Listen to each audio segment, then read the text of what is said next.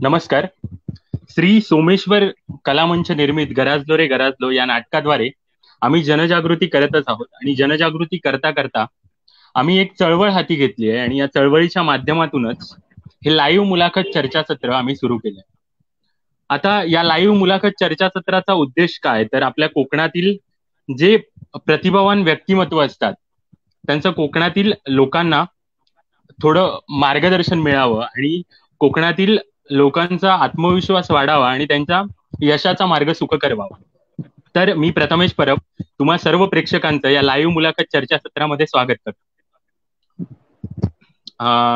तर बघता बघता आपली ही चळवळ आणि हे जे काही आपलं चर्चासत्र आहे ते सुरू झालं आणि बघता बघता 40 भाग आज झाले आणि आता आपण 41व्या भागामध्ये ज्या मान्यवरांशी संवाद साधणार आहोत आणि ज्यांना आपण बोलतं करणार आहोत असंच म्हणायला काही हरकत नाही, ज्यांना आपण बोलतं करणार आहोत त्यांच्याविषयी वेगळं असं काही सांगायची गरज नाही.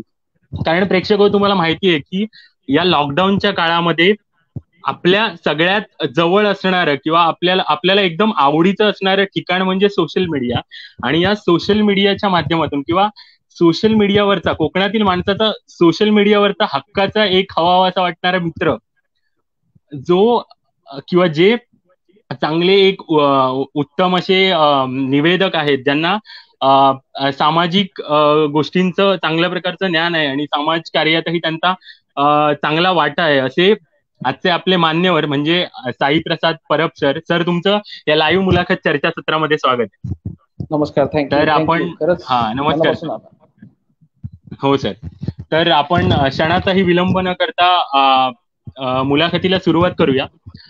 सर माझा तुम्हाला असा प्रश्न आहे की तुमचं लहानपण नेमकं कसं गेलं आणि तुमच्यामध्ये सामाजिक विचार समूह संघटनाची सकारात्मक बीज कशा प्रकारे रोवलं गेलं, सामाजिक कार्याचं बीज? कसं आहे, लहानपण जर विचारायला गेलं तर मी खरं तर लहानाचा पूर्णपणे मोठा मुंबईमध्येच झालेलो आहे आणि मला खरंच म्हणजे सिंधुदुर्ग जिल्हा वगैरे ह्या सगळ्या गोष्टी आता आयुष्यात आल्या. पण तेव्हा मी फक्त मे महिन्याच्या सुट्टीमध्ये मामाच्या गावाला जायचो आणि मामाचं गाव माझं सुकळवाड बाजारपेठेत मालवण तालुक्यामध्ये आहे. आणि कसं आहे की माझा जन्म 1988 मध्ये झाला आणि 88 मध्ये जन्म झाल्यानंतर मी 3 वर्ष माझ्या आजीकडे होतो, आजोळी सुकळवाडला. आणि त्याच्यानंतर पहिलीला मी इकडे आलो, मुंबईमध्ये आलो आणि मुंबईमध्ये आल्यानंतर मग कायम शिक्षण पूर्ण जे काही असेल आतापर्यंतचा प्रवास सगळा मुंबईत होता. मे महिन्याच्या सुट्टीमध्ये गावी जाणं असायचं आणि मे महिन्याच्या सुट्टीमध्ये गावी जाणं म्हणजे मामाची मुलंही असायची आणि आम्ही असायचो, असे सगळे मिळून आम्ही एकत्र धमाल करायचो. त्याच्यामुळे जी काही गावची ओढ होती, जे काही गावचं नातं होतं, जे काही गावचा प्रसंग होता तो मे महिन्याच्या सुट्टीचा होता. बाकी सगळं माझं शिक्षण तर इथे मुंबईत झाल्या कारणाने मला तेवढा तो हे नव्हता. आणि दुसरा प्रश्न झाला बाबांच्या गावात जायचा, पण बाबांच्या गावाला कधी जाणं झालं नाही. माझ्या भावांचं गाव कणकवलीमध्ये करुळ कोंढी फोंडाघाट पासून जवळजवळ 5 किलोमीटर अंतरावरती आहे, पण जास्त जाणं नाही झालं. पण त्याची ही नाळ माझ्याशी आहे. त्याच्यानंतर मग शिक्षण पूर्ण केल्यानंतर 2010 मध्ये मी सोशल मीडियावरती आलो, फेसबुकवर. आणि फेसबुक हे तेव्हा ह्या सगळ्या गोष्टी नवीन होत्या आणि 2010 मध्ये आलो. 2010 मध्ये फेसबुक जॉईन केला आणि तेव्हा सगळंच नवखं होतं. तेव्हा मस्तपैकी सायबर कॅफेमध्ये जाऊन अगदी 10 रुपये आणि 20 रुपये भरून भाडं भरून जे काही अर्धा तास मिळायचा बसायला, त्याच्यावरती जे केव्हा जाऊन लॉग इन करतोय आणि केव्हा जाऊन फेसबुक वरती बोलतोय, मग त्या कम्प्युटरवर येणाऱ्या स्क्रीनवरती सगळ्यांशी बोलणं चालू व्हायचं. आणि मग नवीन नवीन जग होतं, हे नवीन नवीन दिसायला लागलं. आणि हे जग जेव्हा दिसायला लागलं तेव्हा ते आभासी जग होतं समोर. त्याच्यामुळे काय असेल समोर, कोण असेल समोर, नक्की काय असेल, ह्या सगळ्या गोष्टींचा एक कुतूहल असायचं. आणि नंतर त्याची सवय झाली. 2010 मध्ये 15 सप्टेंबर, मला अजूनही तारीख आठवते स्पेशली, 15 सप्टेंबर 2010 ला मी फेसबुक जॉईन केला होता. आणि समूह, जसं तुम्ही बोलताय की ग्रुप, ह्या सगळ्या गोष्टींशी माझं रिलेशन कसं आलं, माझं नातं कसं आलं, मला वाटतं 23 डिसेंबर 2010 ला, बरोबर 2 महिन्यानंतर भोगवे बीच रिसॉर्टचे जे स्वतः डॉक्टर शेखर सामंत आहेत, त्यांनी एक असाच ग्रुप क्रिएट केला होता, आम्ही मालवणी नावाचा. आणि त्या ग्रुपवरती मला आमच्याच भांडूपचे त्यावेळी त्या ग्रुपचे ऍडमिन होते, त्यांच्याबरोबर सहकारी त्याचे सचिन आचरेकर, यांनी मला त्या ग्रुपवरती ऍड केला. म्हणजे सगळ्यांना इन जनरल जसं आपण ऍड करतो तसं ते ऍड करत गेले होते आणि त्यांनी मला तिथे ऍड केला. आणि तिथून माझा प्रवास सोशल मीडियाशी मालवणी माणसाबरोबर चालू झाला. मालवणी माणसासोबतचा हा प्रवास जो चालू झाला 2010 ला, तो अखंड चालू झाला आणि तो आजपर्यंत आहे. पहिलं फक्त जस्ट एक नॉर्मल खेळणं, चॅटिंग आणि हे सगळं हेच चालू होतं. पण नंतर नंतर असं वाटायला लागलं की यार ही आपल्या सगळी हक्काची माणसं असतात आणि आपल्या सगळ्यांना भेटतं. सो त्याच्यामुळे मग असं करून चालायचं नाही, सोडूचं नाही. कारण मामाच्या गावाची ओढ जी मे महिन्यातली होती, मे महिन्यातल्या छोट्या छोट्या गोष्टी ज्या होत्या त्या मी आजही सांगू शकतो की बाबा काय आठवणी होत्या. आपलं सिंधुदुर्ग काय आहे, आपलं गाव काय आहे, आपल्या गावची माती काय आहे, आपल्या गावची नाळ काय आहे आणि आपल्या गावाची ओढ काय आहे, हे मी सगळं त्या 2 महिन्यात फक्त अनुभवायचो. जाताना पाय परत मुंबईला यायचे जड व्हायचे, कारण आजीला सांगणं की आजी येतय मी, परत येतलंय पुढच्या वर्षी, ह्या सगळ्या गोष्टी होत्या. ही जी काही नाळ आहे ती थोडीशी त्रासदायक असायची जाताना. त्याच्यामुळे सिंधुदुर्ग आणि माती या गोष्टीशी नातं खूप जवळच होतं आणि त्या कारणाने मग त्या ग्रुपची ओळख झाली आणि मग त्या समूहात राहिलो. कालांतराने आय थिंक मला वाटतं 2012च्या वेळेला 2 वर्षानंतर मी त्या ग्रुपवरती ऍडमिन झालो आणि त्या ग्रुपवरती ऍडमिन झाल्यानंतर मग मात्र आपल्याला कसं आपल्या ग्रुपला पुढे आणता येईल आणि त्या ग्रुपला कसं जोडून ठेवता येईल आणि कसं सगळ्यांना जवळ करता येईल, ह्या नात्याने तो ग्रुप चालवला. मला वाटतं तेव्हा 3900 काहीतरी सभासद होते, 3000 मोजून सभासद होते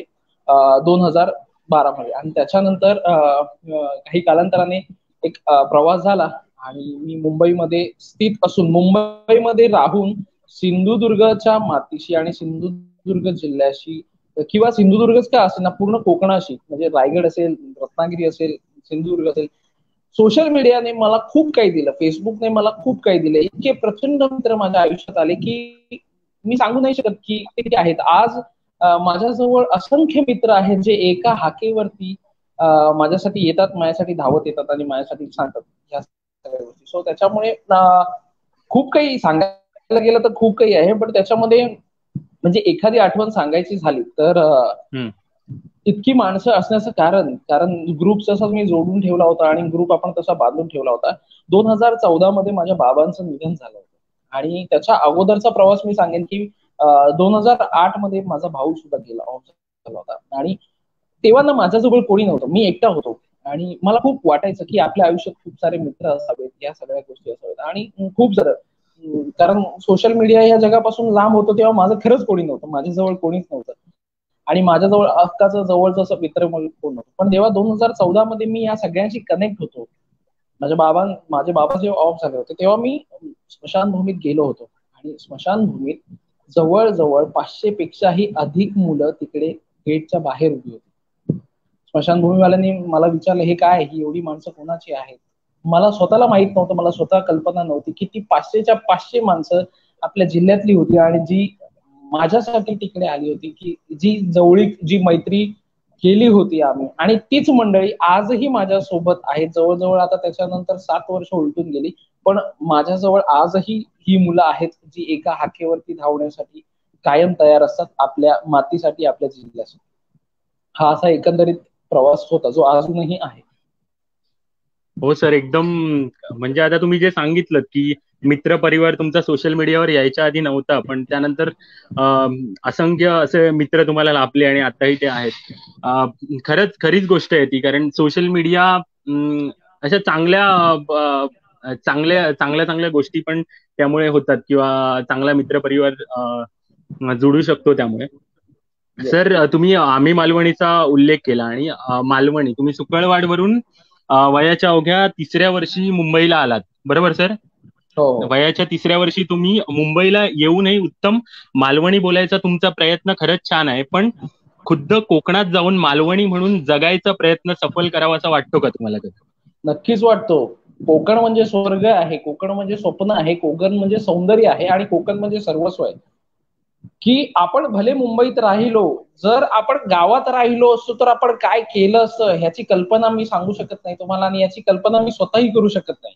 आज जर मी मुंबईत पहिलीपासून माझ्या वयाच्या 3ऱ्या वर्षापासून जर मी मुंबईमध्ये स्थित झालो आणि मामाच्या गावाला मी फक्त दर वर्षाच्या मे मधल्या महिन्याच्या सुट्टीत जर जायचो आणि त्या मे महिन्यात मी स्वर्ग अनुभवायचो, मी सगळं काही अनुभवायचो, ही गोष्ट म्हणजे माझ्यासाठी खूप मोठी आहे.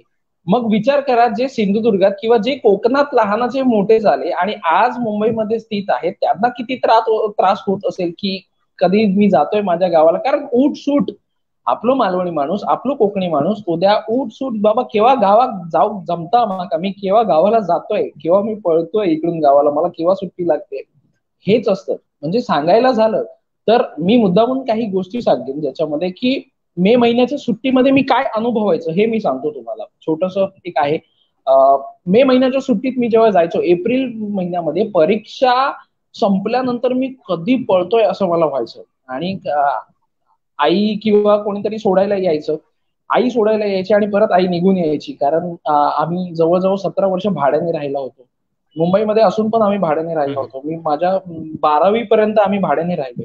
त्याच्यामुळे दर वर्षाच्या एप्रिल महिन्यामध्ये खोली बदलायला लागायची आणि खोली बदलायला लागायची म्हणून आई बाबा आमचे कधीच आम्हाला त्यांनी इथे ठेवलं नाही. ते दरवर्षी आम्हाला गावाला पाठवून द्यायचे की तुम्ही दोघं गावी जा आणि मस्त एन्जॉय करा. आणि तेव्हा लहानपणी माझा दिनक्रम असा असायचा की मी गावाला कधी पोहोचतोय. जेव्हा कधी मी रत्नागिरी क्रॉस करायचो तेव्हा असं वाटायचं हा गावात पोहोचलोय. आणि गावाला गेल्यानंतर जेव्हा सुकळवाडला जायचो, त्याच्यात कोकण रेल्वे आली, कोकण रेल्वेने प्रवास चालू केला, जे सौंदर्य डोळ्यासमोर दिसायचं. त्यामुळे लहानपणीची जी काही मजा होती ती वेगळी होती. गावाला गेल्यावरती सगळ्यात महत्वाचं, दुसऱ्या दिवशी सकाळी जेव्हा तुम्ही उठायची ही सकाळ पहाट असायची. कारण आपण इकडे भले 8-9 वाजता उठलो तरी गावाला आपण नाही म्हटलं तरी 6 वाजता उठायचो. 6 वाजता जेव्हा डोळे उघडायचे तेव्हा आजोबा न्हाणीमध्ये आग करत असायचे, धग घालत असायचे पाणी तापूसाठी. आजोबांना बघून एक वेगळा आनंद मिळायचा. त्याच्यानंतर धावत आजीकडे यायचो, आजी भूक लागली, मग आजी भूक लागली सांगायच्या अगोदरच या सगळ्या गोष्टी आपल्याकडे द्यायच्या की बाबा ह्या घे, ह्या खा. म्हणजे जाताना आपण असे असायचो काठी. एप्रिलमध्ये आपण अगदीच बारीक असायचो जाताना, 40-50 किलो. आणि ज्यावेळी जून मध्ये घरी यायचो, मुंबईला यायचो, त्यावेळी मस्तपैकी 60 किलो 55 किलो असं झालेलं असायचं.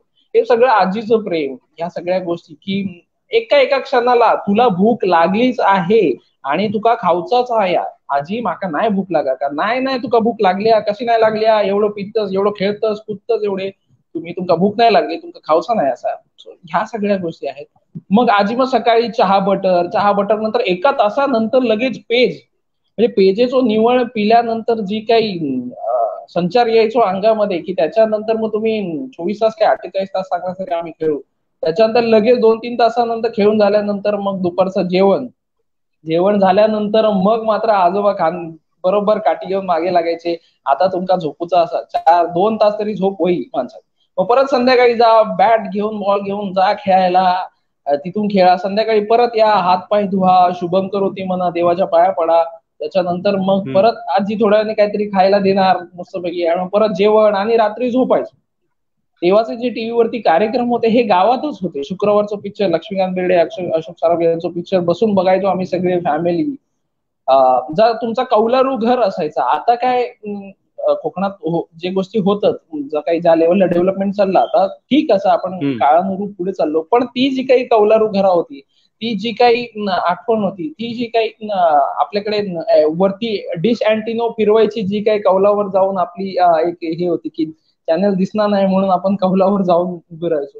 तर ह्या सगळ्या गोष्टी जे होते ना, त्याच्यानंतर मग बाजारपेठेत जो काही तुमचा उत्सव असायचो, म्हणजे आता त्या बाजारपेठेत आमच्या हनुमानाचं मंदिर असा, हनुमानाच्या मंदिरात हनुमान जयंती जो कार्यक्रम असायचो ना, त्याची एक वेगळीच मजा होती. म्हणजे सकाळी उठल्यापासून आम्ही तिथे असायचो, रात्री दुसऱ्या दिवशीपर्यंत तिथे असायचो.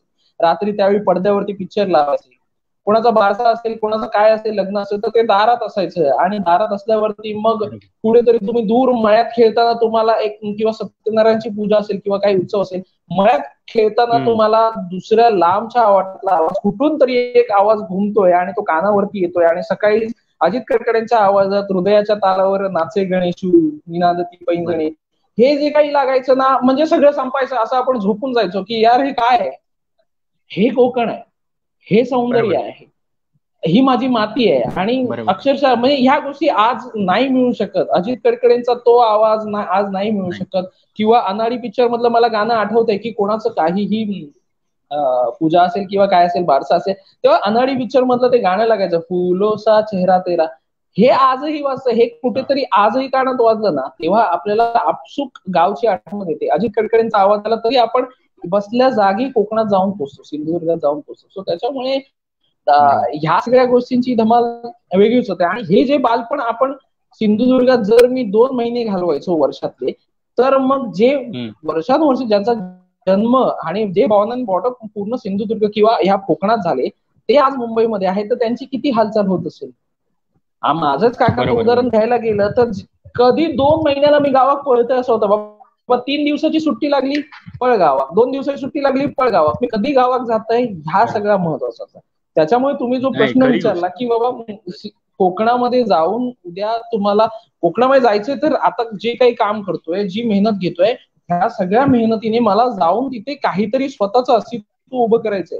आज भले माझं नाही अस्तित्व, पण कोकणात अस्तित्व आपलं असायलाच हवं. कोकण सारखं सौंदर्य तुम्हाला कुठेच मिळणार नाही. तुम्ही जिवंतपणे स्वर्ग अनुभवताय. गेल्यानंतर स्वर्ग तर सगळ्यांनाच मिळतोय, पण तुम्ही जिवंतपणे स्वर्ग अनुभवताय हा तुम्हाला नाही मिळणार. सो त्याच्यामुळे कोकण आणि आपली मायभूमी, आपली जन्मभूमी, ह्या गोष्टी आणि त्या आजीच्या आठवणी, आजोबांच्या आठवणी, आई बाबांच्या आठवणी किंवा मामा मामी, हे जे नातं आहे, मामाचं नातं, ह्या सगळ्या गोष्टी वेगळ्या आहेत. या नात्यांना सीमा नाहीये. आणि आज मामा सुद्धा तितकाच इम्पॉर्टंट आहे आपल्या आयुष्यात, मामी सुद्धा तितकीच इम्पॉर्टंट, आजी सुद्धा, आजोबा सुद्धा. आजही माझ्या अनेक मित्रांचे आजी आजोबा नाहीये किंवा माझे स्वतःचे आजोबा नाहीये, तर मी ज्यांच्या खांद्यावर, आता घरात मोठा असल्याने काठी घेऊन आजोबा पहिले माझ्या मागे लागायचे, मग 2 पायावर माझ्या ओढल्याने की मग बाकीचे घराकडे धावत यायचे. सो त्याच्यामुळे पहिलं मोठं असं ना, मग ह्या का धरा, मग ती मस्तपैकी हिरवी काठी वगैरे त्याची पाना विना काढून पायावरती एक मारली किंवा वळीलो. मग घराकडे आजीचा आणि आजोबांचा भांडण, का मारलास ते का, काय गरज होती तुमका मारू, हे जे काही होतं ना. मग त्याच्यानंतर रात्री जर लाईट नसेल तर तुमचा दिवा असायचा, जो दिवा ह्याच्यावरती रॉकेलवरती आपण पेटवायचो, तो जो दिवा होता. ह्या सगळ्या गोष्टी आजही आठवतात. तो दिवा लावा, ह्या सगळ्या गोष्टी आहेत. हे आज आपण मोठे झालोय, पण हे आपल्या शेवटच्या श्वासापर्यंत असणार आहे आपल्यासोबत. त्यामुळे कोकण. हो हो, अगदी अगदी अगदी बरोबर. म्हणजे खरीच गोष्ट आहे ती, कारण कोकणात आपल्या जादूच असतात ती. म्हणजे आपल्या कोकणाबद्दल, म्हणजे कोकणातलो एखादो माणूस असतात किंवा कोकणातलो जो कोकणी माणूस असतात, तो मुंबईत किती येलो, म्हणजे तो मुंबईत जरी काम करत असलो तरी तो मनान कुठेतरी आपल्या गावाकडेच असता. आणि तो किती म्हणजे किती एका साधी 3-4 दिवसाची जरी सुट्टी मिळाली तरी तो त्या विचारात असता की ह्या 4 दिवसात मी गावी कसं जाऊ. तो थांबणार नाही, पळता तो थांबणार नाही. तो खरीच गोष्ट म्हणजे काय की बाबा 2 दिवसाची सुट्टी मिळाली की मी पळालंय. कोणाच्या आयुष्याच्या गोळा काय, बॉसच्या बापाची पण मी गावाचे नाही, मग कोणी शोधण्याचा प्रयत्न करत, मी तुमच्या गावाचे नाही, मी येतलंय मस्तपैकी 4 दिवसात. म्हणजे जर सुट्टी सांगूची गेली ना, थोडक्यात जर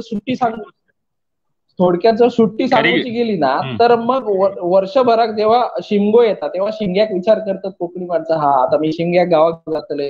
शिमग्या वर्षून नाही इले, बॉसने आतमध्ये केबिन मध्ये नाही बोलवले, आणि केबिन मध्ये बोलवेपर्यंत मे महिन्याच्या सुट्टीचा अर्ज हातात असतो. मे महिन्याची सुट्टी गावात गेलो तो इलो, बॉसने परत ऑफिसमध्ये बोला ह्याच्या पुढे सुट्टी घ्यायची नाही. अरे साहेब, हे गणपतीचं अर्ध आणलंय. ह्या सगळ्या गोष्टी आपलं गावी जाणं आपल्याला ते हिप्नोटाईज कसं करतात, तसं कोकण आपल्याला हिप्नोटाईज करतं. तुम्हाला खेचून घेतं, ते तुमची सगळी शक्ती खेचून घेतं की तू का गावात जावचा, हा तू गावात जातलस, तू पोचतलस, या सगळ्या गोष्टी तो बरोबर. नाही, आणि खरी गोष्ट. आता तुम्ही जे काय सांगितलात ते इथे आता बघणाऱ्या प्रत्येक जो कोणी माणूस असतात तो स्वतः रिलेट करतो. म्हणजे ह्या साई प्रसाद परब म्हणता तो माझ्याच बद्दल सांगता अशा प्रकारे. म्हणजे आजीच्या प्रेमापासून ते आजोबाच्या मारापासून, क्रिकेट खेळण्यापासून ते सत्यनारायणाच्या पूजेपासून, जेवढी तुम्ही जी काय कोकणातली, म्हणजे एक शॉर्ट पिरियड मध्ये कोकण दर्शनच म्हणा हरकत नाही. म्हणजे ज्यांनी ऐकला त्यांना खरंच आपल्या गावात गेल्यासारखं वाटतं, आणि गावातले ते दिवस जे मुंबई ते खरोखर त्यांना अनुभवल्यासारखं वाटतं. मी काही बोलू हा, शकतो का? फक्त जरा ह्या हो, विषयावरतीच थोडासा विषय चाललाय तर. बोला आजी बोला आजोबा बोला. हे नातं, आई बाबा हे नातं, ही नाती प्रचंड वेगळी आहेत. म्हणजे आज माझे असंख्य मित्रमैत्रिणी असत फेसबुकवरती, ज्यांचे आजी आजोबा आज नाही असत त्यांच्याजवळ, किंवा त्यांचे आई वडील हो हो. नाही असत त्यांच्याजवळ, मामा मामी, जी नाती हक्काची, ज्यांचा हाताचा बोट पकडून आपण गावच्या मातीत फिरलो, ज्या मातीतून आपण चाललो आणि त्या मातीत आपल्या पायाचे ठसे आपण उमटवलो, ती माणसं आज भले जरी नसली, किंवा आपण वयान मोठे झालो, पण आपण वयान किती मोठे झालो आणि जोपर्यंत ती माणसं असतली ना, त्यांचा तर नाता अजरामर असा, कायम असा. आज आजोबा गेल्यावर जेवढा माका दुःख होता, पण नशिबान साथ दिली हा माझ्या देवाच्या कृपेत. माझ्या आजी उदंड आयुष्य असा, माझी आजी आता जवळजवळ 85 वर्षाची असा, आणि ती सुद्धा अजूनपर्यंत असा. पण ती ती जी म्हणतो ना आपण, की लहानपणी ती जी मागे लागायची, त्या सगळ्या गोष्टी करायची. म्हणजे मी मोठो असल्या कारणात माका चाय मध्ये 3 बटर घालून द्यायची. बाकीच्यांका 2-2 बटर असते, तरी माका चायमध्ये 3 बटर असायचे, की तू खा आणि हो. कोणाक सांगू नको, भावाशिंका सांगा नको की तुका 3 बटर घातलंय म्हणा. ह्या ज्या हम्म. सगळ्या गोष्टी होतात ना, ती काष्टी साडी, तो मोठो टिओ, हातात बांगडे, पाठीक आबोलीचं वळेसार, ह्या ज्या सगळ्या गोष्टी, किंवा आजोबा हातात मोठी बॉडी बनियान, खाली लेंगो, आणि त्यांच्या बरोबर जो दोघांचे हात पकडून मिरवत बाजारात जाण्याचा जो प्रकार असायचो ना, तो उभ्या आयुष्यात तुमचा काही नाही गावाचो. आई वडिलांचा नाही, बोट खरीच पकडून गोष्ट आपण आहे. मालवणच्या किंवा सिंधुदुर्गातल्या मातीत फिरलो, कोकणातल्या मातीत फिरलो, ह्या आयुष्य कधीच नाही मिळायचा. म्हणून एकच गोष्ट असा, की नाती ही एकदाच मिळतात आयुष्यात, कारण आयुष्य एकदाच मिळतं आपणाला, आणि ती जगून घेऊया. आई बाबा, आजी आजोबा, जे कोणी असत आपल्या बरोबर, त्यांच्याबरोबर ना असं जगून घेऊया की आयुष्यात कधी जगलो नसलं. कारण कारण एकदा का जर ती लोक गेली, तर आयुष्यात परत येऊची नाही. सो त्याच्यामुळे एकदम, अगदी त्यांना बरोबर. सोडणार नाही, आणि त्यांना सोडणार नाही. अगदी अगदी अगदीच बरोबर. आणि असे जे क्षण असतात, म्हणजे हे जे काही थोडे थोडके क्षण असतात, आनंदाचे क्षण असतात, ते किती पैसो आपण मोजलो तरी ते क्षण आपण परत मिळू शकत नाही. तो अनुभव ज्यांनी घेतलो त्याकाच तो माहित असता की किती किती किती चांगला अनुभव असता तो. तो तुम्ही खरंच खरीच तुम्ही गोष्ट आहे ती. तुम्ही तुम्ही जर माका सांगू गेलास की बाबा गावच्या आठवणी सांग, तर मी तर फक्त तुमका मे महिन्यातल्या आठवणी सांगतोय. जर एखादो माणसाक ज्याचा जन्म गावाक झालो, जो जन्मान गावाक पूर्ण मोठो झालो, आजही गावाक असा, तो तुमका एवढा सांगेल की वर्षाची 365 नाही, आपण 365 वर्ष घेऊची लागतली वेगळी, की बाबा ह्या खरीच आमचा पुराण संपाचा नाही कोकणचा, ह्या कोकणच्या मातीचा पुराण कधीच संपाचा नाही. खरीच खरीच गोष्ट आहे ती. आता आपल्या कोकणातही आणि सगळीकडेच आपण बघू गेलो तर अ, प्रतिभावंत व्यक्ती किंवा जे प्रेरणास्थान असतात, हो, ते खूप बरोबर. आपले, म्हणजे प्रत्येकाचा कोण ना कोणतरी प्रेरणास्थान असतं. येस, तर येस. या प्रेरणास्थानांची व्याख्या तुमच्या नजरेतून काय आहे आणि तुमचं प्रेरणास्थान कोण आहे? नक्कीच आमका ऐकायला आवडणार. प्रेरणास्थान जर माका विचारूचा गेला, तर सगळ्यात महत्वाचं मी जर पहिला सांगेन, माझा प्रेरणास्थान कोण असा, तर माझ्या सिंधुदुर्गाची माती असा, माझ्या कोकणची माती असा. आणि प्रेरणास्थान माणूस म्हणून सांगू गेलास, तर मी सगळ्यात पहिलोमान मी माझ्या आजी एक देतले माझ्यासाठी. आणि दुसरा प्रेरणास्थान जर कोणाक विचारू गेलास, तर सगळी मालवणी माणसं, सगळी कोकणी माणसं जी माझ्या असत. प्रेरणास्थान म्हणजे कसं असा, की ज्यांनी तुमका घडवल्यानी, ज्यांनी तुमका उभं केल्यानी, ज्यांनी तुमका रस्तो दाखवल्यानी, आणि रस्तो नाही दाखवला तरी ज्यांची सावली तुमका कायम तुमच्या बरोबर दिसली आणि त्याच्या बरोबर तुम्ही गेलास, ती त्या सावलीच्या मागसून जरी नुसते तुम्ही गेलास, तरी पण प्रेरणा ही नक्कीच आपल्याला मिळते. प्रेरणा ही आई वडिलांकडून मिळते, प्रेरणा ही भाऊ बहिणींकडून मिळते, प्रेरणा आजी आजोबा, मामा मामी, काका काकी, जी रक्ताची नाती आहे त्यांच्याकडून कायम प्रेरणा मिळते आपल्याला. म्हणजे सांगायला झालं तर, आणि ह्या इतक्या वर्षाच्या प्रवासात, 7-8-10 वर्षाच्या प्रवासात, माझ्याकडे असंख्य ही तुमच्यासारखी मंडळी आली. आज प्रथमेश तू सुद्धा माझ्याजवळ आहेस. आज आपण भले पहिल्या वेळी बोललो, तरी हम्म. मला असं वाटत नाही की आपण पहिल्या वेळी बोललोय. मला हो असं हो, वाटतं की बरोबर. गेली अनेक वर्ष आपण एकत्र आहोत आणि आपण ह्या सगळ्या गोष्टी करतो. त्याच्यामुळे गेले काही एपिसोड मी तुझे पाहिले, तुमचं आणि तुझ्या बरोबर जे तुमचे निवेदक आहेत अजून, ज्या हम्म मुली हम्म. सुद्धा आहेत, यार तुम्ही खूप सुंदर काम करताय. सो त्याच्यामुळे तुमच्याकडून पण मला ही प्रेरणा मिळते कधी कधी, की मी काही करू शकतो का अजून. बाबा प्रथमेशने आज वेगळं केलंय काहीतरी, तर मग आपण पण बघूया काहीतरी करू शकतो. सो प्रेरणा ही समोर येणाऱ्या प्रत्येक माणसामधून मिळते. फक्त ती चांगली आहे की वाईट आहे हे आपल्यावरती आहे, आपण आपल्या घेण्यावरती आहे. त्यामुळे प्रेरणा ही कायम मिळते. आणि प्रेरणा सिंधुदुर्गात किंवा कोकणच्या मातीत सांगूची गेली, तर माझ्यासाठी माझं एकच मान असा, भले माझा जन्म आणि माझा शेवटचा श्वास, माझी आजी ही माझ्यासाठी प्रचंड प्रेरणा, माझे आई बाबा सुद्धा असत, माझे सगळेच, आणि तुम्ही सगळी मंडळी असत. त्याच्यामुळे आणि प्रेरणा प्रेरणा देणारी व्यक्ती आयुष्यात कायम होईल, मग ती कोणी असू दे. ती कोणी असू शकतं आपल्या आयुष्यात. आपली बायको असू शकता, आपली बहीण, आपला भाऊ, आपली सगळे कोणी असं, किंवा जे मान्यवर मंडळी असत. कोणाक वाटतं की बाबा माझं प्रेरणास्थान ह्यो कलाकार असा, माझं प्रेरणास्थान ही व्यक्ती आहे, माझं प्रेरणास्थान शिवाजी महाराज आहे, हे सगळ्यांचं असू शकतं. सो त्याच्यामुळे प्रेरणा ही प्रत्येकाकडून घ्यावी, आणि तुमच्या समोर येणाऱ्या, तुमच्या समोर उभ्या राहणाऱ्या प्रत्येक माणसाकडे ती प्रेरणा असते. फक्त आपल्यावरती असतं की आपण ती प्रेरणा कशी घेतोय, आपण चांगल्या पद्धतीने घेतोय की नाही. कारण प्रत्येकाकडून शिकायला मिळतं आपल्याला. फक्त एवढंच आहे की आपण शिकत राहायचं आणि कायम शेवटच्या श्वासापर्यंत शिकत राहायचं. शिकत राहिलं तरच ते आपल्याला मिळेल. आपण जर असं दाखवलं अरे माका सगळं येता, माका सगळं ठाऊका, तर मग आयुष्यात काही नाही. बरोबर आहे. आता मुलाखतीचा पण विषय आला, आमच्याही मुलाखतीचा विषय आला, तुम्ही त्याबद्दल बोललात. तर तुम्ही सुद्धा एक छान निवेदक आहात आणि तुम्ही सुद्धा मुलाखत घेता. तर एखाद्या सेलिब्रिटीची एखादा मुलाखत घेत असताना सुरुवातीला म्हणजे मुलाखत घ्यायच्या आधी नीट त्यांची ओळख नाही झाली आणि त्याच्यानंतर मुलाखत घेता घेता एक छानशी अशी त्यांची बाजू तुम्हाला कळली, एक छानशी बाजू, सुंदर अशी बाजू कळली, असं कधी झालंय का तुमच्यावर? हो, म्हणजे मुलाखतीचा प्रकार जर सांगायला गेला तर मुलाखत म्हणजे लाईव्ह येणं हा प्रकार मी सांगेन की आम्ही मालवणी ग्रुपला जेव्हा मी ऍडमिन होतो तेव्हा 2015ला फेसबुकने एक नवीन कन्सेप्ट लॉन्च केला होता की फेसबुक लाईव्ह हा कन्सेप्ट चालू केला होता. मला वाटतं हा कन्सेप्ट फेसबुकने ऑक्टोबर काहीतरी 2015ला चालू केला होता.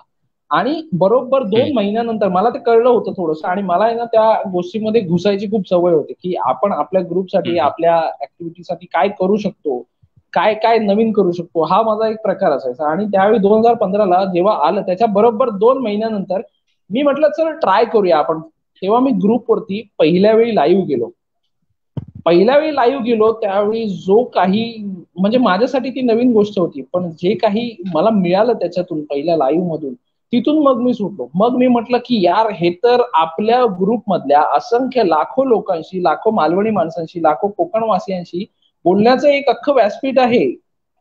कारण आज एका मित्राला हाक मारली, त्याला भेटायला गेलो तरी आपल्याला सगळ्या गोष्टी कराव्या लागतील की आपण भेटूया रे, मग गाडी काढूया, मग इकडे येऊया, मग ह्या पॉइंटला भेटूया. इथे मी बसल्या जागी लाखो लोकांबरोबर बोलतोय, ही महत्वाची गोष्ट होती. आणि त्याच्यानंतर मग मी विचार केला की आपण एक काम करूया, दर बुधवारी एक फेसबुक लाईव्ह सेशन घेऊया.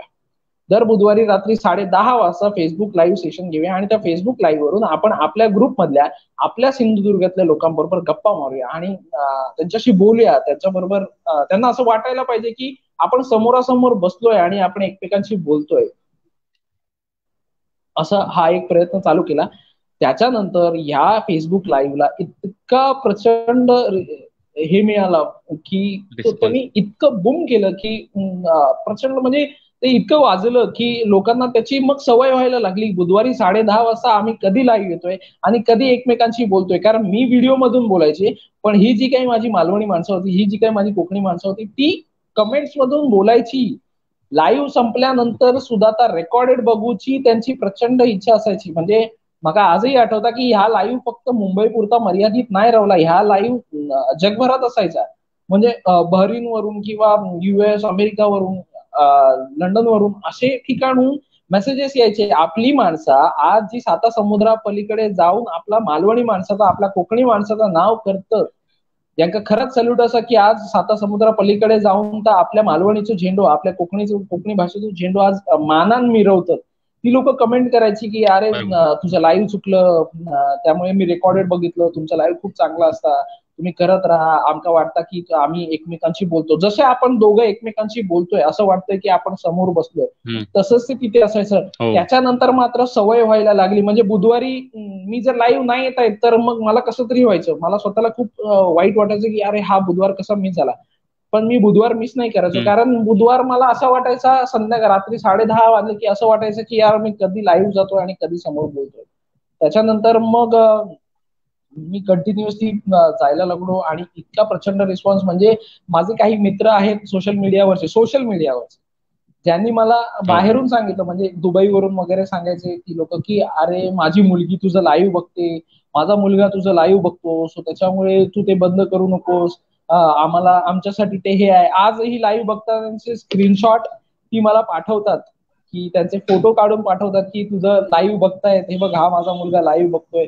म्हणजे आणि इतके ते म्हणतो ना की ते फॉलोईंग असतं, इतकं फॉलो ते करतात की नाही लाईव्ह आलो तर एकदा मला वाटतं आमचेच मित्र आहेत सोशल मीडियावरचे परेश आचरेकर, त्यांचा मुलगा स्वराज आणि योगेश सावंत म्हणून आहे, त्यांची मुलगी स्वरा, ही दोघं कंटिन्युअसली, मला ही दोन नाव माहितीच चांगलीच, कारण यांचे मला कंटिन्युअसली मेसेज यायचे, काका तू कधी येणार लाईव्ह, काका आम्हाला तुला बघायचं लाईव्ह. आणि अक्षरशः मी ज्यावेळी लाईव्ह नाही आलो होतो, काही कारणाशिवाय बंद झालं होतं, तेव्हा ते रडत होते आणि त्या रडतानाचे फोटो त्यांच्या आई वडिलांनी मला पाठवले होते. हे माझ्यासाठी इतकं हे होतं की नाही, आपण काहीतरी करायला पाहिजे, आपण कोणाच्या तरी मनात का असेल आपण घर करतोय, सो हे घर कायम राहणं महत्वाचं आहे. सो त्याच्यामुळे मग नंतर मी ह्या सगळ्या गोष्टी चालू केल्या.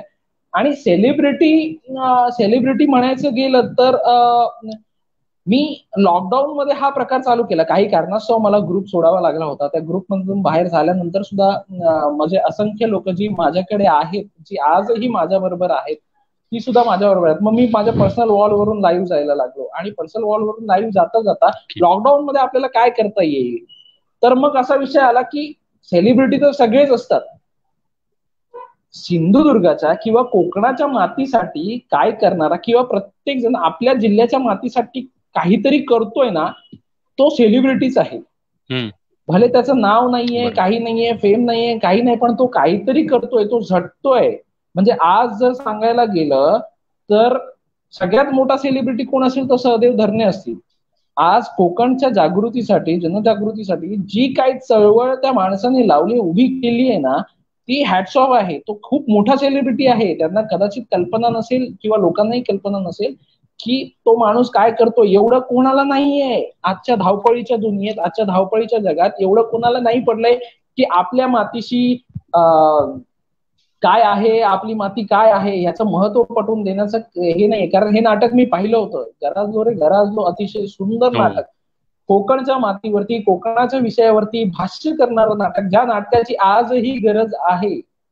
लॉकडाऊनचा काळ आहे, या सगळ्या गोष्टी झाल्या तर ठीक, लवकरात लवकर सुटू दे, लस येऊ दे, आणि या सगळ्या गोष्टी झाल्यानंतर माझी प्रचंड इच्छा आहे की एक चांगला निर्माता पुढे येऊन त्याने हे नाटक उचलून धरावं. कारण या नाटकामध्ये बरोबर इतकी मोठी प्रचंड ऊर्जा आहे की तुम्ही कोकणशी का जुळलं पाहिजे, तुम्ही कोकणच्या मातीशी का संलग्न व्हायला पाहिजे, तुम्ही कोकण का कायम तुमच्या मनात हृदयात ठेवला पाहिजे, हे पूर्ण सहदेव धरणे आणि त्यांची पूर्ण टीम आणि ही जी काही चळवळ चालली ही सांगत असते. सो त्याच्यामुळे ह्या सगळ्या गोष्टी, ही खरी सेलिब्रिटी माणसं आहेत जी झटतायत, जी झटपट करतायत.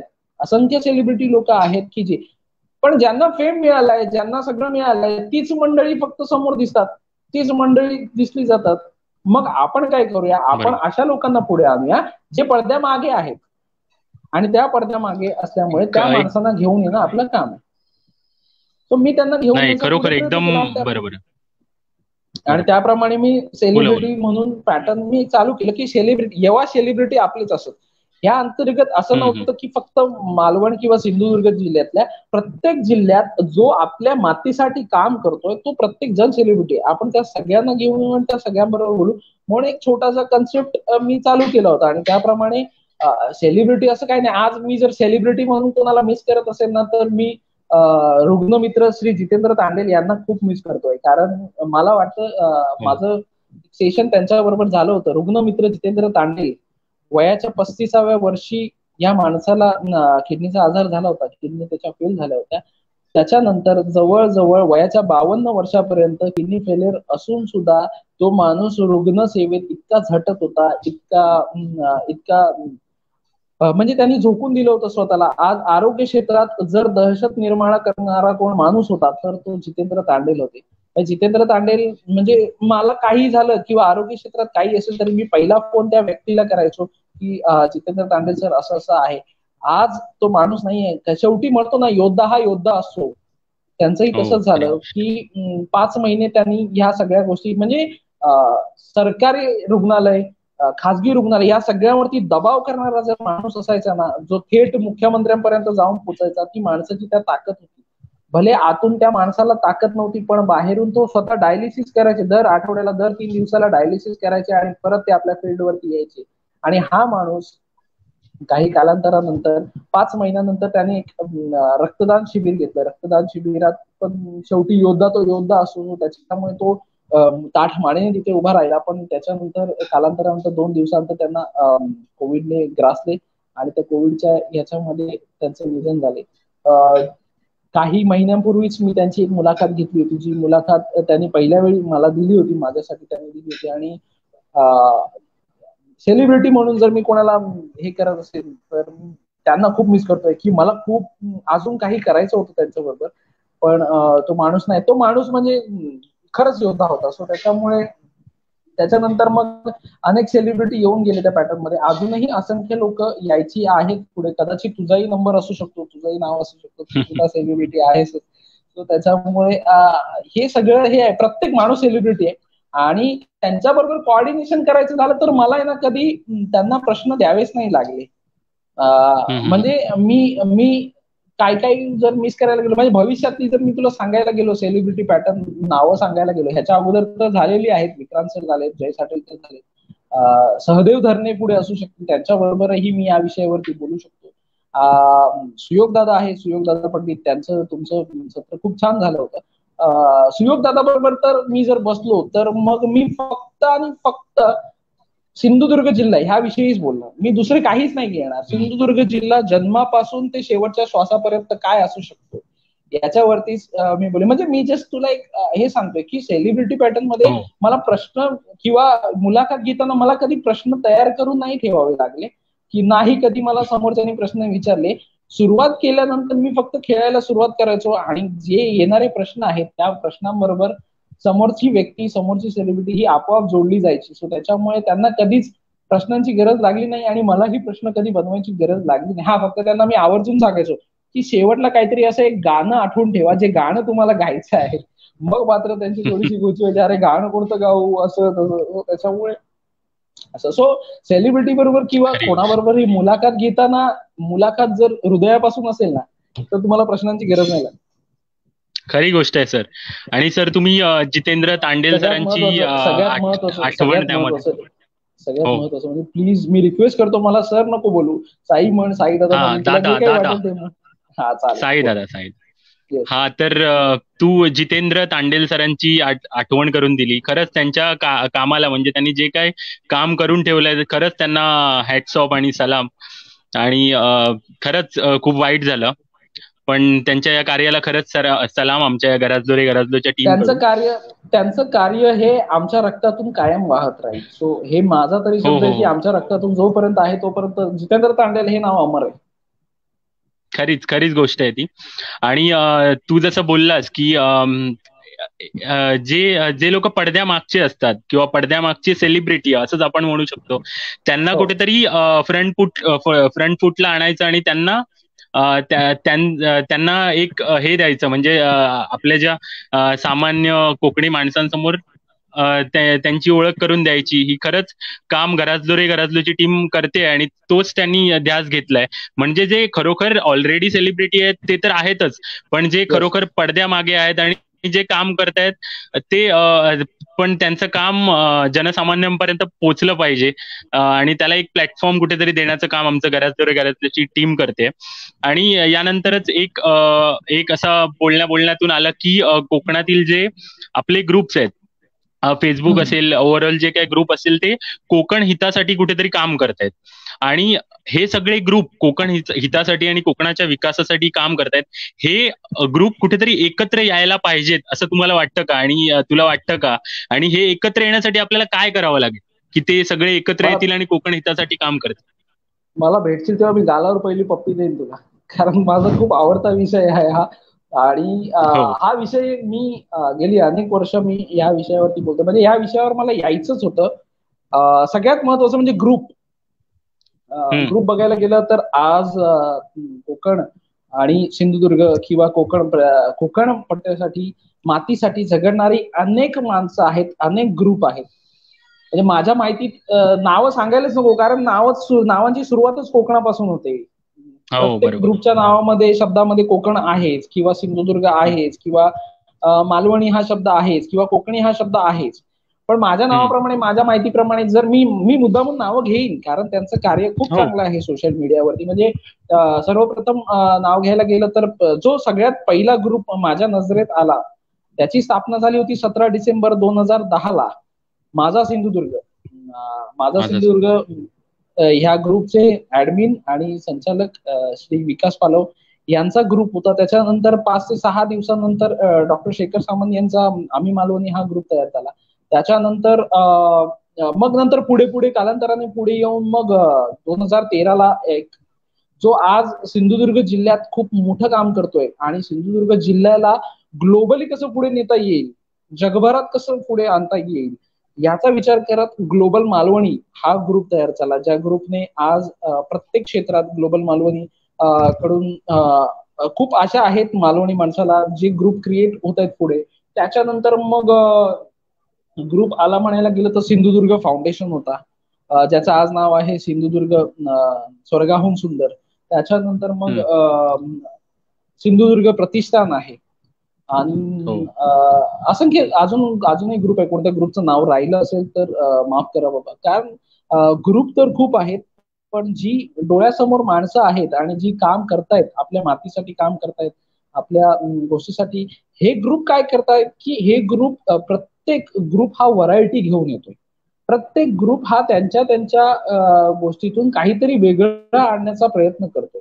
आपण याला कॉम्पिटिशन नाही बोलू शकत की बाबा हा करतोय मग मी ह्याच्यापेक्षा काहीतरी वेगळं करेन.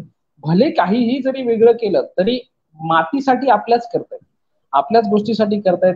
हम्म. पण कसं होतं की मग ते विभागलं जाऊ नये, ते विभागलं दिसू नये, हे असं वाटतं. म्हणजे माझा पहिल्यापासून प्रेफरन्स होता. आता भले मी तेव्हाही सांगतो, मी काही गोष्टी इथे क्लिअर करतो, कोण बघत असेल, मी तेव्हाही सांगतो, मी भले आम्ही मालवणीचा ऍडमिन असतो, आम्ही मालवणीचा ऍडमिन हा शिक्का होता माझ्यावर, पण मी सगळ्या ग्रुपचे इव्हेंट्स अटेंड करायचो. मी सिंधुदुर्ग प्रतिष्ठानचे पण अटेंड केले, मी सिंधुदुर्ग फाउंडेशनचे पण अटेंड केले, मी ग्लोबल मालवणीचेही केले. ग्लोबल मालवणीचा तर मी कार्यक्रम स्वतः केला होता, एक स्टेजला माटून गेला यशवंत नाट्य मंदिरला.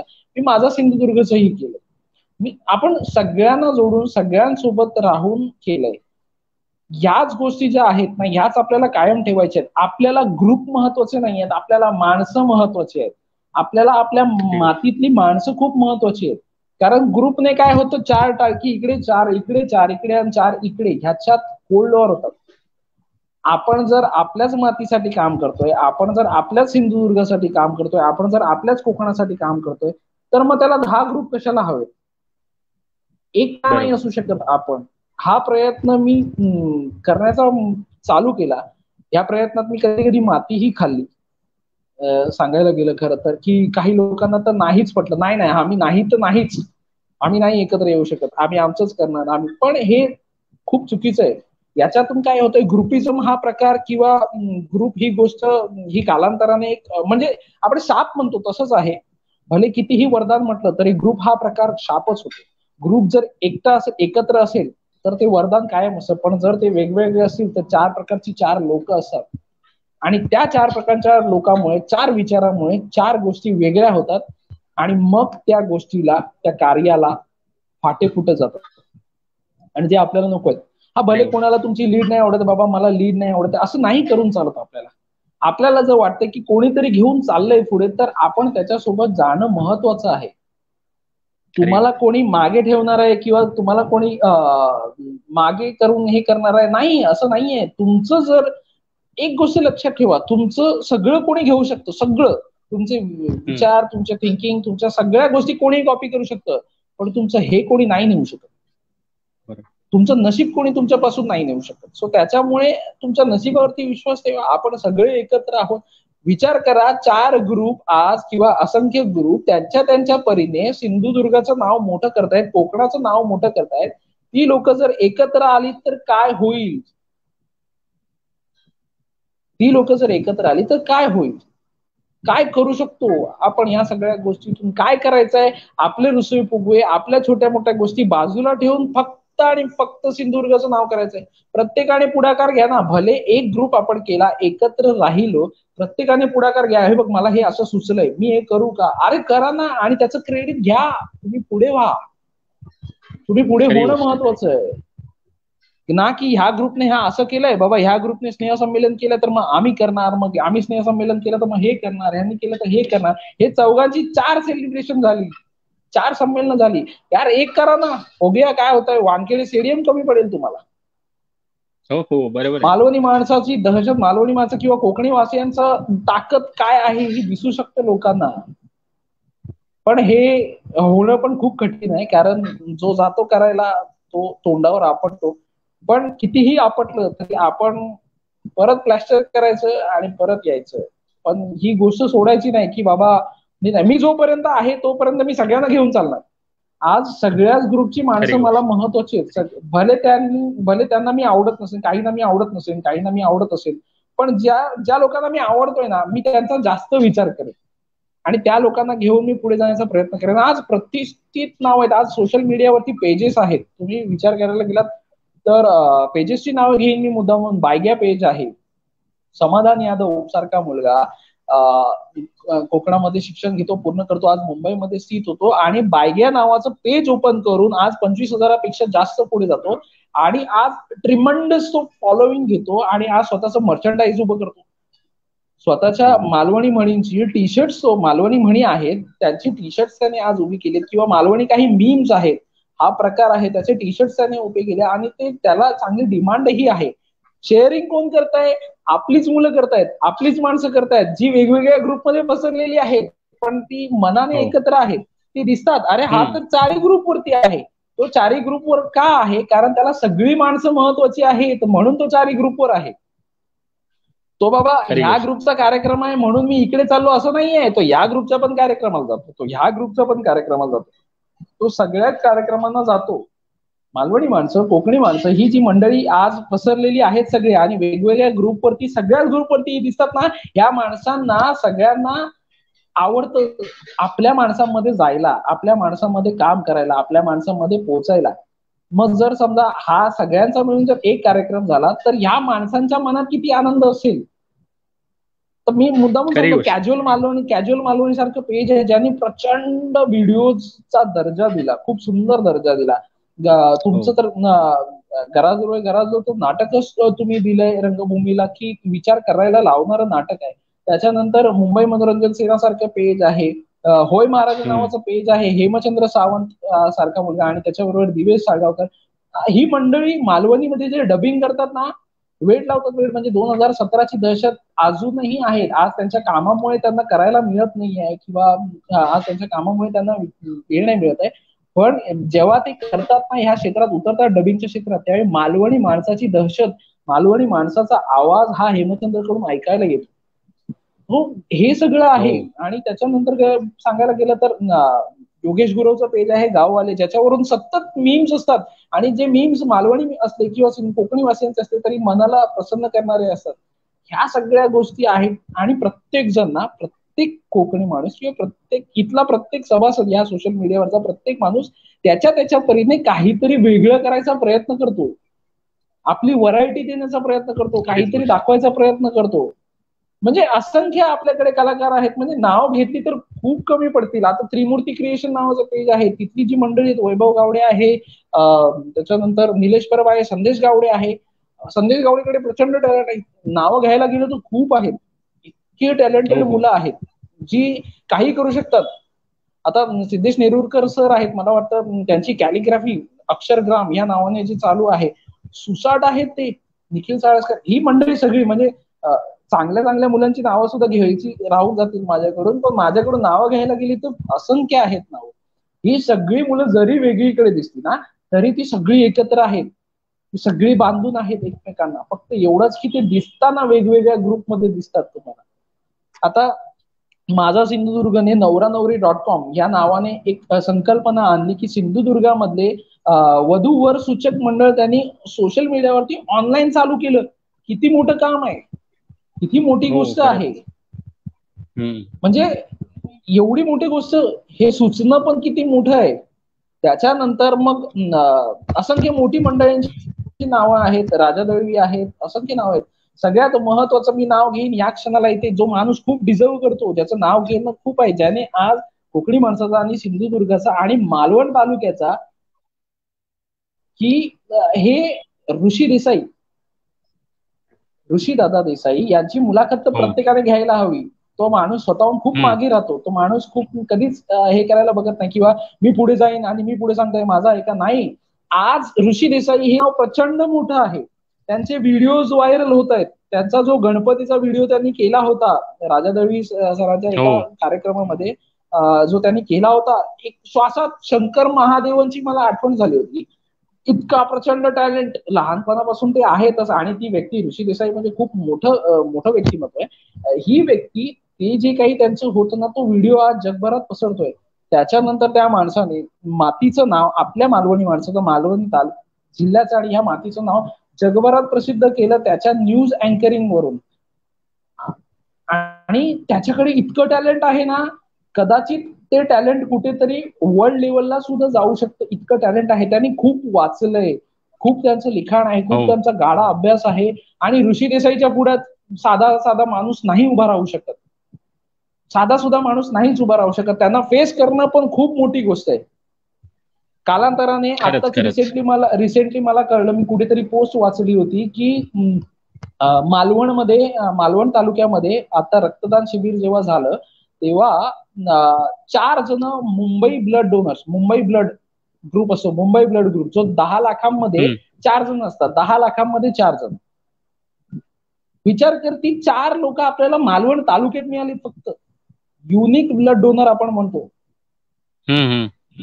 4 जण 10 लाखातून मिळतात. अशा ब्लड ग्रुपची माणसं फक्त आपल्या तालुक्यात मिळाली म्हणजे किती आहे आपल्यासाठी. आज जगभरात आपल्या सिंधुदुर्गाचं, आपल्या रत्नागिरीचं, आपल्या रायगडचं, आपल्या कोकणाचं नाव हे होतंय का? तर ही आपली मुलं आपापल्या परीने पुढे जाऊन करतायत. प्रत्येक जण इथे लिहितोय. आता काही छोटी नावं किंवा कोणाची नावं जरी घेतली ना, तरी सगळ्यांची नावं घ्यायला शक्य नाही, कारण सगळेच बाप आहेत. इथे सोशल मीडियावरती असणारा प्रत्येक मालवणी माणूस, प्रत्येक कोकणी माणूस हा बाप आहे, बाप. प्रत्येकाकडे स्वतःच काहीतरी आहे, स्वतःचा काहीतरी टॅलेंट आहे. भले लिखाण का असे ना छोटस. एक माणूस आहे, मी त्यांना बघितलं, त्यांचं मला नाव आता पटकन आठवत नाहीये.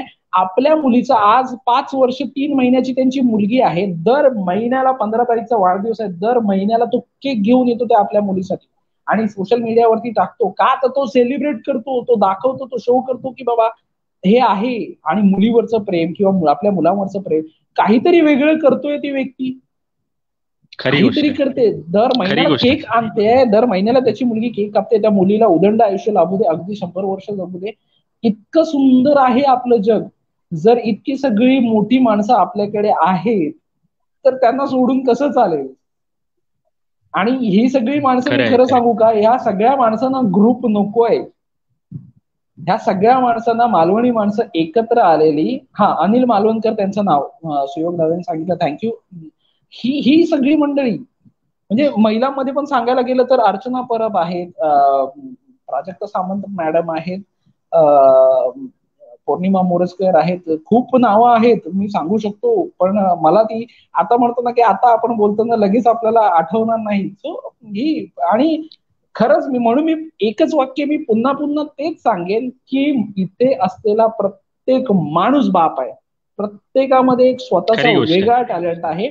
आणि खास करून मालवणी माणसाचं किंवा कोकणी माणसाचं मी एक सांगेन तुम्हाला, आपल्या माणसांना ना आपली माणसं खूप आवडतात. मालवणी म्हणजे मालू वाणी, मृदू अशी वाणी, गोड अशी वाणी. आपल्या भाषेत इतकी ताकद आहे ना की आपण गाळी जरी घातलं ना तरी माणूस समोरचा प्रेमानेच घेतो. की काय रे माणूस आहे, जसं बोललो ना तर कोणाला राग नाहीये, कोणाला असं वाटतं, मग तो समोरून वेगळी शिवी देतो आपल्याला, मग ती आपण एन्जॉय करतो. आता मध्यंतरी एक व्हिडिओ आला होता, आपल्या मध्यंतरी एक व्हिडिओ आला होता, बघ कसं मरता, जो व्हिडिओ जगभरात गाजतोय. ती 2 मुलं आज मोठी झाली आहे, त्या दोन्ही मुलांचा मी कॉन्टॅक्ट काढला. काही नव्हतं, काही कालांतरापूर्वी त्यांनी एक व्हिडिओ बनवला होता, त्यांना माहित पण नाही की तो व्हिडिओ बनला होता. आणि कदाचित आजच्या या मीम ट्रेंडिंगच्या जगात तो व्हिडिओ काय वाजेल या त्या 2 मुलांना काहीही कल्पना नव्हती. एक मुलगा 8वी मध्ये आणि एक 9वी मुलगा आहे. आज ती मुलं मोठी आहेत, माझ्या कॉन्टॅक्ट मध्ये आहेत दोघंही, पण आज ती सेलिब्रिटी आहे. बघ कसं मरता, एक टायटल फक्त जरी घेतलं ना तरी ते इथे लागते, इथे मनात. काही लोकांनी हो कमेंट केल्या होत्या त्याच्यावरती की मालवणी माणसाचं तुम्ही वाईट हे दाखवताय, कोकणी माणसाचं तुम्ही वाईट हे दाखवताय. काहीही वाईट वगैरे नाही आहे यार, ते आपलंय. तो जो बोलता ना बघ कसं मरताय, किंवा त्याच्यानंतर आमच्या वाडीत यायचं नाही, आमच्या वाडीत पाय देखून ठेवायचं नाही, तुला सांगून ठेवतोय. हो हा हो तुझी वाडी असा, तुझ्या बापाशी मानल्या नाही गाडी. हे जे काही हो अँटी हो अग्रेशन, मी गाये घालू शकतोय आहे, पण कार्यक्रम आपलं जर हो तुम्हाला पटत तर मी घालू देतो. त्याच्यामुळे त्या व्हिडिओ मध्ये अफलातून सुटलेले आहेत दोघं, आणि आज त्या दोघांना कल्पना नसेल की ते आज सेलिब्रिटी आहेत. सो म्हणून मी खरी पुन्हा गोष्ट आहे. तेच सांगेन की इथे जगणारा प्रत्येक माणूस सेलिब्रिटी आहे. तूही सेलिब्रिटी आहेस, तू पण काहीतरी वेगळ्या व्हरायटी करतो. सो त्याच्यामुळे मालवणी माणसाला आणि कोकणी माणसाला दोन हातांनी सलाम आहे, दोन हातांनी, की ते खरीच खरीच त्यांचं ते गोष्ट आहे ती. गजब रसायन आहे. त्यामुळे ग्रुप बद्दल हो सांगायला हो गेलं तर मी पुन्हा एकदा तेच सांगेन की ग्रुप हा प्रकार बाजूला ठेवून सगळे एकत्र या. काही करू नका, कोणत्याही संस्थेचं नाव देऊ नका, कोणत्याही ग्रुपचं नाव देऊ नका. सोशल मीडियावरून, फेसबुकवरून आज मुंबईभर, गावभर, जगभर पसरलेली माणसं आहेत. ऑल अंडर वन ग्रुप, सगळ्यांनी मिळून एका छायेखाली या, बघा आपण काय करू शकतो. खरोखरच. आणि खरोखरच, आणि जे आर्टिस्ट बद्दल बोललात किंवा कलाकार, कोकणातल्या प्रत्येक घरात आपण बघू गेलो तर कुठे ना एक तरी दशावतारी कलाकार, पकवाज किंवा कुठलो ना कुठलो, बघा म्हणजे टॅलेंट. त्याच्या अंगात अंगात काही ना काहीतरी टॅलेंट, कला ही उपजतच असतात, ती जन्मापासूनच असतात. वेगळी काय ते का त्याच्यासाठी मेहनत करूची गरज नाही. असं खरोखरच आहे. आणि असे कलाकार जर एकत्र येले किंवा असे लोक जर एकत्र येले आणि पूर्ण आपल्या कोकणातली सगळी लोक एकत्र येली, तर आपण म्हणजे आपण काय करू शकतो, आणि कोकणातला माणूस काय करू शकणार नाही एकत्र येलो तर. खरीच खरीच गोष्ट आहे. आणि या आमच्या घराजलो रे घराजलोच्या मंचाच्या मार्फत मी आवाहन करतो, सगळे ग्रुप वगैरे असतील किंवा जी काय कोकणातली लोक असतील, की खरोखर एकत्र येऊची गरज आहे. ग्रुप ग्रुप वगैरे ठीक आहे, असा तिथे आपल्या ठिकाणी ठीक आहे, पण एक कुठेतरी खरोखर आपल्या सगळ्यांना एकत्र येऊची, सगळ्यांका एकत्र येऊची गरज आहे. आणि हीच ती वेळ आहे, आणि आताच आपण काहीतरी आपल्या कोकणासाठी एकत्र येऊन करूचा, जसं सर म्हणाले तसं. आणि अजून याकाच कंटिन्यू. हा हा, बोला बोला सर. अजूनही दोन म्हणजे अजूनही मंडळी आहेत, काही मंडळी, काही मंडळी इको सेन्सिटिव्ह कोकण हा ही गोष्ट घेऊन जे चाललेले आहेत आज, हो कोकणामध्ये इको टुरिझम किंवा इको सेन्सिटिव्ह जग हे घेऊन चाललेले असंख्य लोक आहेत. असंख्य, छोट्या मुलीपासून ते मोठ्या माणसांपर्यंत आहेत. नितीन गोलतकर आहेत, त्याच्यानंतर आपले बापू भोगटे आहेत, डॉक्टर बापू भोगटे आहेत, त्याच्यानंतर प्रसाद गावडे आहेत, जो आज इको टुरिझम एक वेगळ्या दर्जाला घेऊन चाललाय. नावं प्रचंड आहेत, मी घेऊ शकतो प्रत्येकाची नाव, पण इको सेन्सिटिव्ह सुद्धा खूप महत्वाचा विषय आहे, जो आज ती लोक घेऊन पुढे चाललेत. मला असं वाटतं की प्रत्येकाने त्यांच्या त्यांच्या परीने या सगळ्या माणसांसोबत राहावं, जी लीड करतायत ते नक्कीच आपल्या कोकणासाठी, आपल्या मातीसाठी काहीतरी वेगळं करू शकतात. खरोखर बरोबर आहे.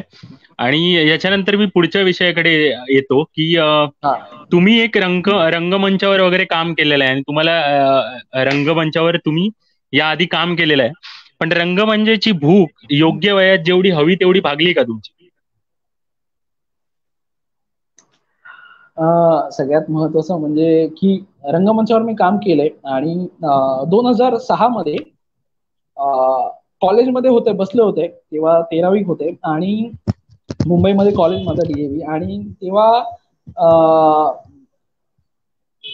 तेव्हा एकाने मला सांगितलं की बाबा असं असं आहे, एक एकांकिका करतायत आपलं कॉलेज, तू चल आणि उभा राहा.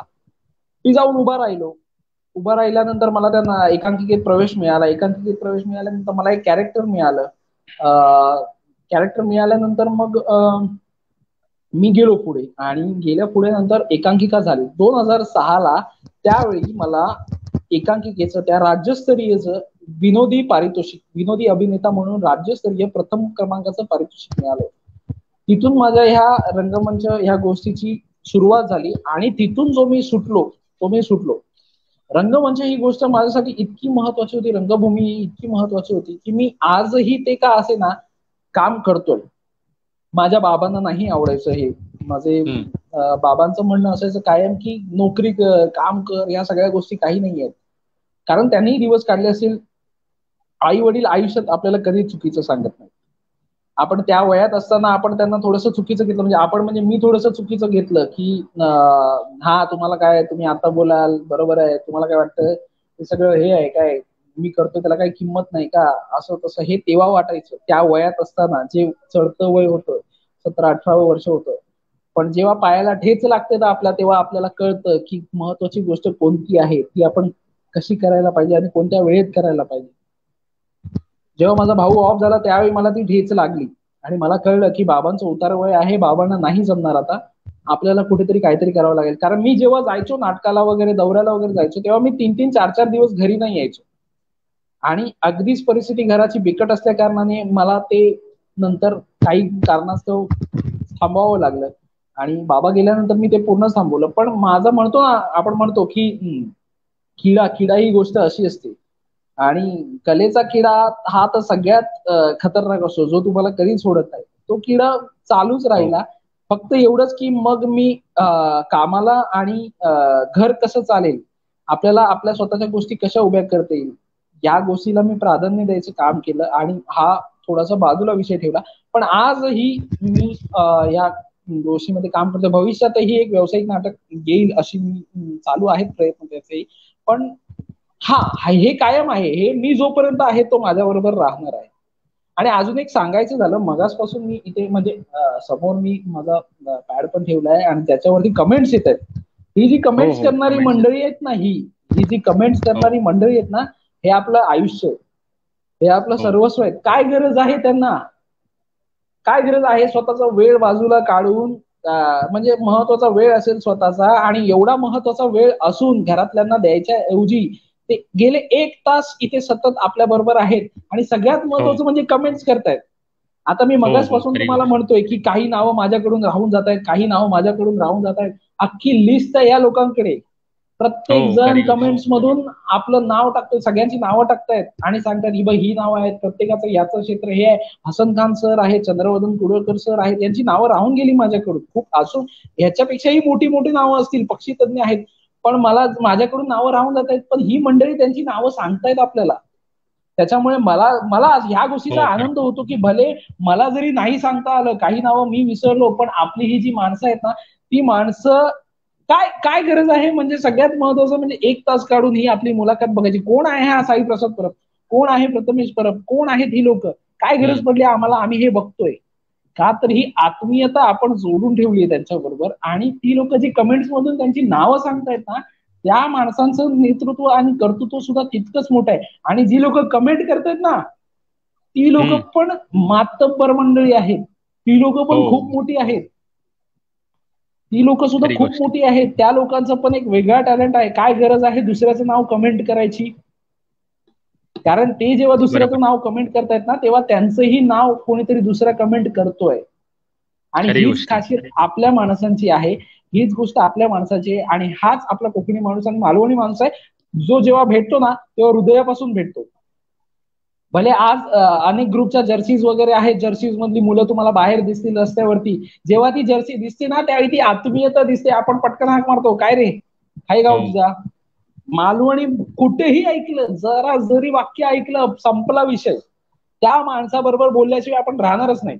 माझ्या बाजूने कोणी जरी खरी मालवणीत गोष्ट. बोलत गेला, अरे ह्या असं झाला, मग तसं झाला, मी पहिला धावत होतो, माहिती तुम्ही घ्यायची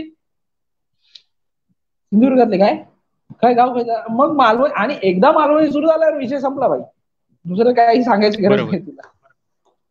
नाही, खरीच खरीच गोष्ट आहे ती. कारण मालवणी माणूस, तुमचंच काय तर माझं पण तसंच आहे की मालवणी माणूस कुठेही दिसला, ट्रेन मध्ये जरी दिसला आणि तो आपल्या फोनवर जरी बोलत बोलत असला तरी त्याच्याशी मालवणी बोलल्याशिवाय राहणच नाही. म्हणजे अ, आपसूक माका निघतं त्या तोंडातून आणि आपण माका बोलतो माका त्या माका समोरच्या एक गोष्ट माणसाशी, गाव कुठे राहतोय, काय राहतोय, कसं आहे, काय आहे सगळं. माका एक गोष्ट आठवता, की जेव्हा जेव्हा मी लाईव्ह यायचंय ना, आणि जेव्हा जेव्हा मी लाईव्ह असायचो हम्म. किंवा आजही येतंय ना, तेव्हा ग्रुपवरती जेव्हा लाईव्ह असायचं ना, तेव्हा जोपर्यंत लाईव्ह चालू असायचं ना, तोपर्यंत सगळ्यांची कमेंटी मी वाचायचे. कोण इला त्याचं सगळ्यांचं स्वागत करायचंय. मग ना त्याच्या खाली कमेंट्स यायचे, अरे माझं नाव नाही घेऊ, मी बघितलंय, मी इलंय, माझं नाही नाव घेऊ. जोपर्यंत मी असे लाईव्ह तोपर्यंत मी सगळ्यांची घ्यायचो. त्याच्यानंतर रेकॉर्डेड झाल्यानंतर पण काही मंडळी कमेंट करायची, दादा मी इलंय, माझं नाव घे, मी केव्हापासून तुमका हाक मारताय, माझं नाव घे, माझं नाव नाही घेऊ, मग मेसेज वगैरे करायचे पर्सनलला येऊन की माझं नाव नाही घेतलास, मी तुमचा लाईव्ह बघितलंय, तुमचा लाईव्ह आवडत, असं हे प्रेम आहे, ही आपल्या माणसांची आत्मीयता आहे, ही आपली माणसं आहेत. मग मी त्यांची मोठ्या मनाने माफी मागायचो की आता जे बघताय ते तुम्ही रेकॉर्डेड लाईव्ह आहे, ते जे होतं ते लाईव्ह होतं, जेव्हा माझ्या डोळ्यासमोर तुम्ही अशात मी सगळ्यांची नावं आणि सगळ्यांचे कमेंट वाचलेले, आणि त्यांना जे कमेंट मी त्यांच्या वाचायचो ना, ते जे काही ऐकण्यात त्यांना आनंद मिळायचा ना, तो आनंद बघण्यासाठीच मी फक्त ते लाईव्ह सेशन करायचो. सो त्याच्यामुळे कमेंट्स करणाऱ्या माणसांका हृदयापासून माझं सलाम असा, आणि खूप प्रेम करते मी या सगळ्या माणसावरती, ही खूप माणसं महत्वाची असतात. नाही, खरीच गोष्ट आहे. आणि आपण कमेंट पण इलेली आहे की मालवणीत पुढचा सेशन घेऊया. खरं माका पण आवडत मालवणीत बोला, कारण आपली भाषा चालत माका तसा माका माका नुसतं लाजाचं मालवणीतच आपण ह्याच्या पुढे कंटिन्यू माका करूया, नुसतं कारण चालत सगळेच नाही, म्हणतात माका की धावात मालवणीत घ्या. धावात चालत चालत. हो हो, तर आपण पुढे पुढे मालवणीतच कंटिन्यू करूया. मी हो पुढे हो. तुका विचारते की डिजिटल प्लॅटफॉर्मनी निखळ अनुभवाची अस्सलता आज गमावली असं तुला वाटतं का? म्हणजे जसं आपण बघू गेला की प्रत्यक्ष, म्हणजे आता एक उदाहरण द्यायचं झालं तर प्रत्यक्ष खेळापेक्षा त्याची कुठेतरी वातावरण निर्मिती होता, किंवा कामगिरीचे आढावे देणं, या सगळ्याकडे लक्ष केंद्रित जातं, आणि त्याच्यामुळे आजच्या पिढी खरो खेळाचो जो रस वगैरे जो असता तो त्यांच्यापर्यंत, म्हणजे खऱ्या खेळाचा ते त्यांच्यापर्यंत तसा पोहोचणार नाही. तसंच आजकालच्या सिनेमा, गाणी किंवा नाटक याच्या बाबतीत होता असं कुठेतरी वाटतं का, की हा डिजिटल मीडियामुळे वगैरे असं कुठेतरी अस्सलता?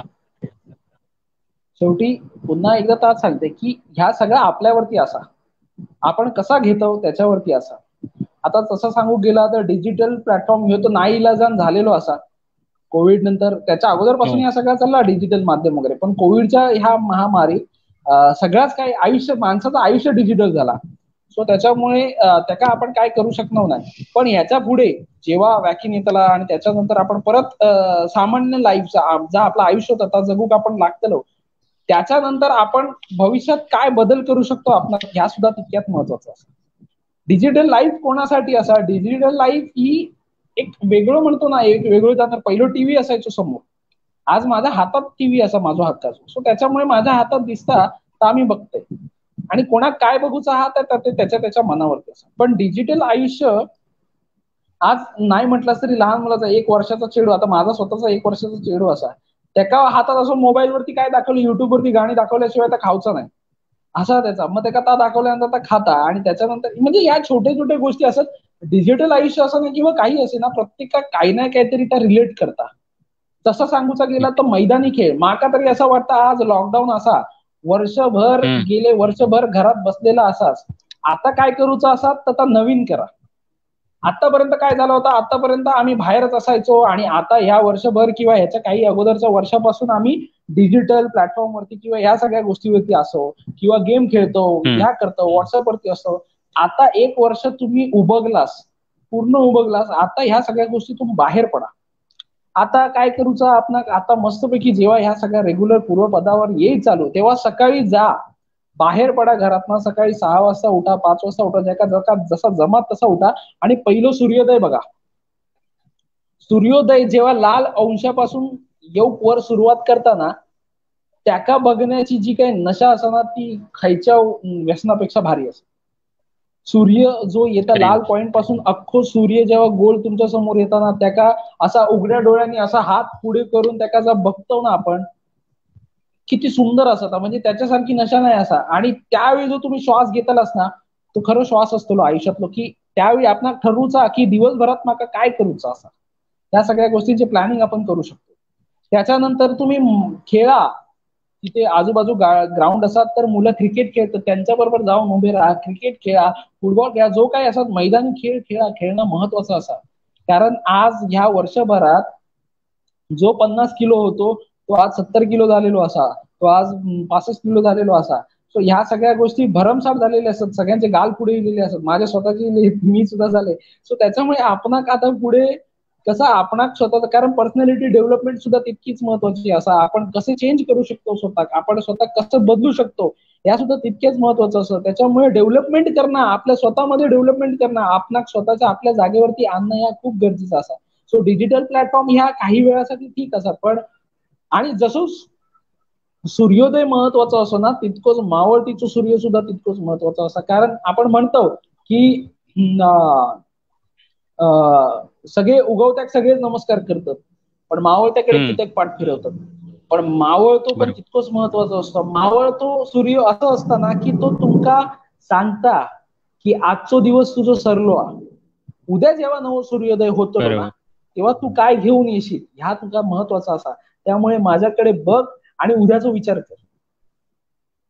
जेव्हा आपला मावळतीचा सूर्य असतो आणि मावळतीचा सूर्य सुद्धा तितकंच महत्वाचा असतो. या गोष्टी बघा, सूर्याक बघा, चंद्राक बघा, हे तुमच्या घरातले असत, हे तुमका असे वाटते रिलेट करतील तुमका स्वतःक मना की यार मी त्याच्याशी बोलतोय, मी सूर्या वांगडा बोलतोय, मी वेडो असे, मी खरंच वेडो असे, मी सूर्या वांगडा बोलतोय, मी चंद्रा वांगडा बोलतोय, मी बोलतोय, मी निर्जीव वस्तूंशी खूप बोलतोय, माका आवडता.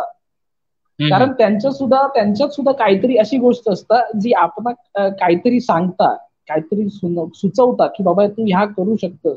सो त्याच्यामुळे डिजिटल प्लॅटफॉर्म ज्याच्या त्याच्यावरती असा. या सुयोग दादा म्हणतात की मावळतो सूर्य मर्यादा ओळखाक शिकवता. मावळतो सूर्य ग्रेट असा, मावळत्या सूर्याकडून तुमका जितका शिकाक मिळत ना तेवढा कोणाकडून नाही मिळायचा. त्याच्यामुळे मावळतो सूर्य काय सांगता तुमका की तुझा दिवस सरलो हा, तुझ्यात ती ताकद जरी संपली असली ना तुका उद्या नवीन ऊर्जेन उभ्या राहायचा असा. त्यामुळे सूर्यचंद्राशी बोला, ताऱ्यांशी बोला. रात्री तारे, आज मुंबईत तुमका तारे नाही दिसायचे, तुम्ही किती प्रयत्न केलास ना तरी लांब लांब असे उभे राहतले. काही 10 किलोमीटरवर एक तारा असलो तर दुसरं काहीतरी वेगळ्याकडे असतो. पण जेव्हा आपण सिंधुदुर्गात जातो ना, सिंधुदुर्गात किंवा कोकणात जेव्हा जातो ना आणि जेव्हा बाहेर याच्यावरती रस्त्यावरती किंवा चटई घालून जेव्हा झोपायचो, आजही झोपतात लोक बाहेर.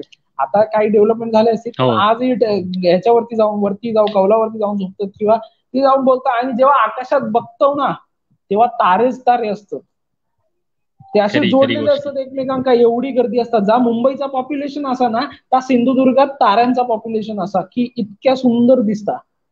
सिंधुदुर्गातल्या प्रत्येक समुद्र किनाऱ्यावरती जावा, रात्री जावा, सकाळी जावा, तुमका कायम ऊर्जाच मिळतली. तुमका कायम नवीन येणारी प्रत्येक लाट तुमका काहीतरी नवीन शिकवतली. सिंधुदुर्गातली माती, कोकणातली माती तुमका काही नाही काहीतरी शिकवते. प्रत्येक गोष्ट आपण काही ना काहीतरी शिकवतात. त्याच्यामुळे कोकण ह्या गोष्टीची नाळ आज अनेक प्रकार चालले आहेत की कोकणातली जागा विकले जातात, कोकणातले काही गोष्टी विकले जातात. कोकणातली जागा जर विकले जातात ना तर ते कोकणी माणसानंच घेऊ पाहिजे. कारण त्या जागेचा सौंदर्य जर बाहेरच्या लोकांना कळतात तर मग आपला कित्याक नाही कळणार. म्हणजे आपणाक आपल्या हातात असलेली गोष्ट जर कळलीच नाही तर बाहेरचा उपरो येतलो आणि घेऊनच जातलो ना. मग त्या स्वर्गाची माती तो करतलोच, त्याका माहित नाही असा डेव्हलप काय करूच असा, त्या मातीत काय करूच असा हा त्याका माहित नाही असं. सो ह्या तो करतलोच. आणि सो त्याच्यामुळे म्हणून दुसरी लोक, बाहेरची लोक येऊन कोकण घेऊ बघतात, कोकणातली जागा घेऊ बघतात. सो त्याच्यामुळे आपण ही जागा कशी डेव्हलप करू शकतो, आपण ह्या जागेत राहून आपला स्वर्ग कसा उभ्या करू शकतो ह्या महत्वाचं असा. ज्याचा स्वप्न असा मुंबईत स्वतःचं 1 BHK फ्लॅट घेऊचो, मग भले तो खयाव घेऊ दे, पण एवढीच ताकद ठेव की गावात त्याच जागेवरती एक बंगलो सुद्धा बांधूची तुझ्या ताकद ठेव की हे तुझं स्वतःचा बंगलो असतो आणि जो आयुष्यभर येणारी पुढची प्रत्येक पिढी तुझी बघतली की ह्या माझ्या बापाशी काहीतरी करून ठेवलं, आवशी बापाशींचा करून ठेवला ना. आणि ह्या तुमचा नाही सगळ्यात महत्वाचा. हे जे काही कोकणातले जागा वगैरे विकतात मंडळ, हे तुमचे स्वतःचे नाही असत, हे तुमच्या आयुषी बापाशी त्यांच्या पुण्याईन करून ठेवलेले असत.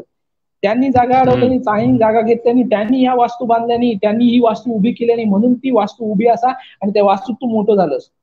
आणि ती जर वास्तू तू तुझ्या पैशासाठी काही कारणासाठी जर विकू गेलंस तर तुझ्या आवशी बापाशीचं काय राहिलं असते.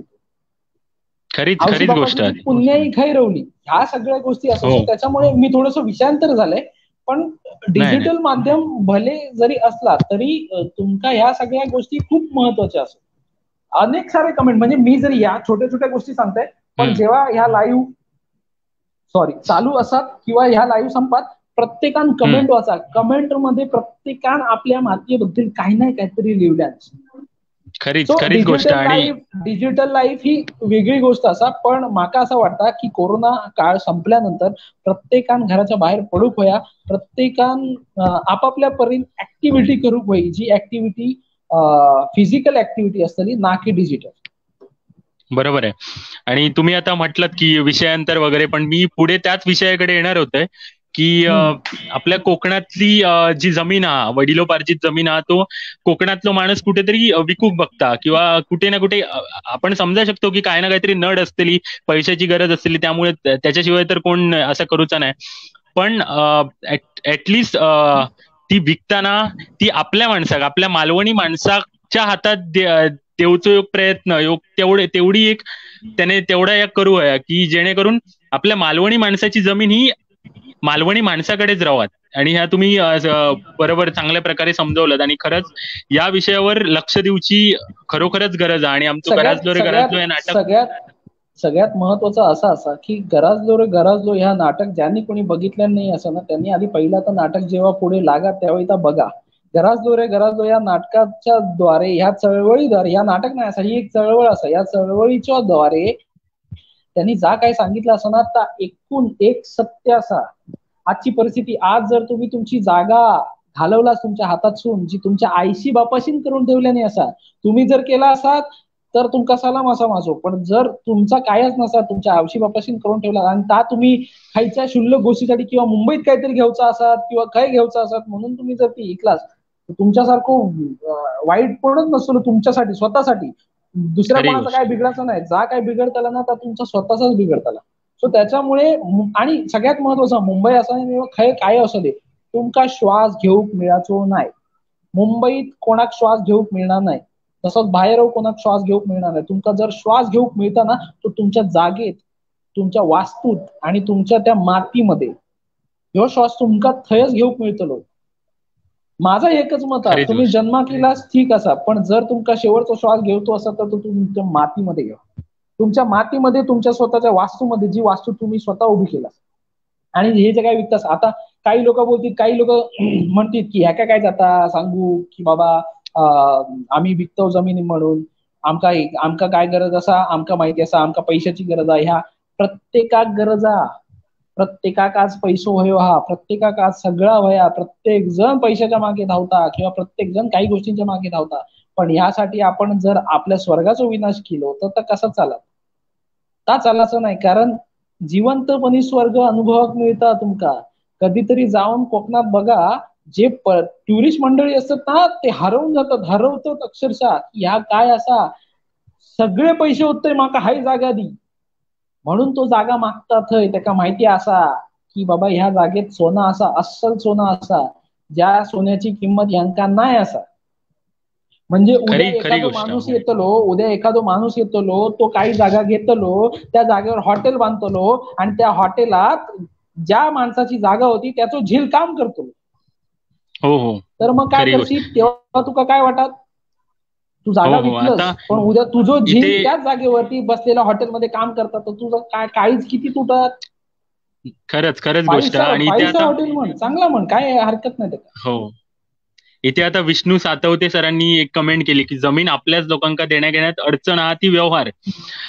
त्याबद्दल म्हणायचं झालं तर व्यवहार व्यवहार एक ठीक हा की आपल्या माणसाकच देताना असं असतं की कुठेतरी तो थोडेफार पैसे बाहेर परप्रांतीयांका विकण्या ते लोक जास्त देतील आणि त्यामुळे आपलो माणूस देतात त्यांना. पण कुठेतरी चार पैसे आपल्याला कमी मिळतील, पण आपली जमीन ही आपल्या माणसाकडे असतात. ह्याच्यात जर सॅटिस्फॅक्शन असतात ना की माझी जमीन मी माझ्या कोकणी माणसाक किंवा माझ्या मालवणी माणसाक दिले, तर सॅटिस्फॅक्शन खूप वेगळा असतात जर आपण दुसऱ्या परप्रांतीय देण्यात आहात असं माका वाटतं. 2 वर्षापूर्वी मुळशी पॅटर्न येलो होतं. हो. मुळशी पॅटर्न काय असा ना, तो खरं ऍक्च्युली कोकण पॅटर्न असा. हम्म. कोकण पॅटर्न असा तो. मुळशी पॅटर्न मध्ये जा दाखवला असं ना, तर एकूण एक सोनं असं. तुम्ही तुमची जागा विकून तुम्ही माती मोल होऊन जातास. माती मोल, ज्या जागेत तुम्ही सोना उभ्या करू शकत होतास ना, त्या जागेची तुम्ही माती करतास आणि त्या मातीबरोबर तुम्ही तुमच्या आयुष्याची, तुमच्या कुटुंबाची सुद्धा माती करतास. ज्या जागेवरती स्वतःचा हॉटेल किंवा स्वतःची काहीतरी गोष्ट उभी करून किंवा स्वतःची फॅक्टरी उभी करून तुमचं मुलगो, तुमचं झील त्या फॅक्टरीचं मालक होयो, त्याच जागेत तुम्ही दुसऱ्या इकून, कोणीतरी उपऱ्याक इकून, काही पैशांच्या ह्याच्यासाठी विकून त्या जागेचा भाव मग तो सोन्याचं करतलो आणि त्याच जागेवरती फॅक्टरी बांधून तुमचं झील किंवा तुमचा चेडू थंय काम करताला. किती लाजेची गोष्ट असते ही तुमच्यासाठी, की माझ्याकडे हा अस्सल सोना होता, मी पिकवलं असतं, खरीच माझ्या गोष्ट. झिलान पिकवल्या नसता, पण मी त्या ऐकलंय निव्वळ माती मोल कवडीसाठी. मी तर सांगते की आज प्रत्येक हाय असणारं सोशल मीडियावरती असणारं किंवा जगाच्या 7 समुद्रापलीकडे असणारं प्रत्येक मालवणी माणसान, प्रत्येक कोकणी माणसान हक्कान आपल्या मातीत जागा घेऊ होई आणि आपला सोना थै उभ्या करू होई. आज माझ्याकडे काय नाही असं, मी खरं सांगते आज माझ्याकडे काय नाही असं, पण मी माझ्या स्वतः 10 वर्षात दिलंय पुढच्या 10 वर्षात माझा स्वतःचं सौंदर्य मी माझ्या कोकणात माझ्या जागेवरती उभ्या करतले. मग माझं घर असू दे किंवा काय असू दे, पण मी माझा स्वतःचा हक्काचा उभ्या करतो. तशीच प्रत्येकानं पुढाकार घ्यावा. अरे तुमचा जन्म झालो त्या मातीत, त्याच मातीतून जर तुम्ही बाहेर गेलात आणि हाय या 300-400 स्क्वेअर फूटच्या जागेत येऊन कंजेस्टेड राहलात एकमेकांका चिटकून, तर नाही चालायचं. श्वास घेऊन मिळताना तो तुमका मातीतच मिळतो आणि तो तुमच्या मातीतच श्वास असा. त्याच्यामुळे साध्या कवडीमोल भावासाठी तुमची जागा विकू नका. काहीतरी विचार करा की माझ्याकडे माझं झील असा, माझ्याकडे माझा छेडू असा, त्यांना मी सांगते ही आपली जागा असा, त्या जागात शेतीविषयक लागवड करा, त्या जागेत वेगवेगळे प्रयोग करा, त्या जागेत काहीतरी करून सोना पिकवूचा प्रयत्न करा. हरित क्रांती असा याच्यावरती मार्गदर्शन करणारी मंडळी असत, प्रोफेसर हसन खान सर असत, अनेक मंडळी असत जी तुमका प्रॉपर मार्गदर्शन करू शकतात की ह्या जागेवरती तुम्ही काय करू शकता. सिंधुदुर्ग जिल्हा पर्यटन जिल्हा म्हणून प्रसिद्ध झालो. सो मग काहीतरी विचार करून केल्याने असतं ना त्या पर्यटन जिल्हा म्हणून. असं थोडी कोणतरी सांगत की बाबा सिंधुदुर्ग जिल्हा पर्यटन जिल्हा म्हणून आम्ही हे करतो, कोण नाही सांगायचं. त्यांना माहिती असा सिंधुदुर्ग जिल्ह्यात काहीतरी नाही काहीतरी खूप काहीतरी असा, म्हणून त्याचा पर्यटन जिल्हा म्हणून घोषित केलाय ना. खूप आज सिंधुदुर्गात प्रत्येक किनारपट्टीवरती सौंदर्य असं, प्रत्येक किनारपट्टीवरती लोक गोव्यात जातात. कोण जातात? आपली लोक गोव्यात जातात आणि सौंदर्य बघतात. मग बाहेरची लोक जगभरातली लोक पहिलो सिंधुदुर्ग बघतात, पहिलो सिंधुदुर्गातला स्वर्ग बघतात. काय असा काय देतं टुरिस्ट लोकांका, काय असा टुरिस्ट लोकांका तर स्वर्ग असा सिंधुदुर्ग. खरी गोष्ट. आणि इथे आपण कमेंट सुद्धा खूप येतात आणि प्रश्न पण येतात, जसे सुयोग पंडित सर, विजय रावराणे सर, हसन खान सर किंवा विक्रांत चव्हाण सर, असे म्हणजे नाव घेण्यासारखे खूप आहेत. त्यातलं मी त्याच म्हणतोय ही सगळी मंडळी दिग्गज असत. ह्या काय मी सांगतोय ह्या मी त्यांच्याकडूनच शिकतोय, त्यांच्या प्रत्येकाकडून काही ना काही शिकलंय. यातलोच आता एक प्रश्न की जय साटेलकर सरांनी विचारलं की रक्तदानाचा विषय सुद्धा ज्वलंत विषय आहे, त्यावर काहीतरी थोडंफार बोला. तर त्याच्यावरती रक्तदानाच्या विषयावर, रक्तदान या विषयावरती ज्या माणसानं प्रश्न केला ना तोच माणूस खूप मोठा असा या क्षेत्रात. जय साटेलकर ह्या नाव आज रक्तदान क्षेत्रात खूप मोठा असा कमी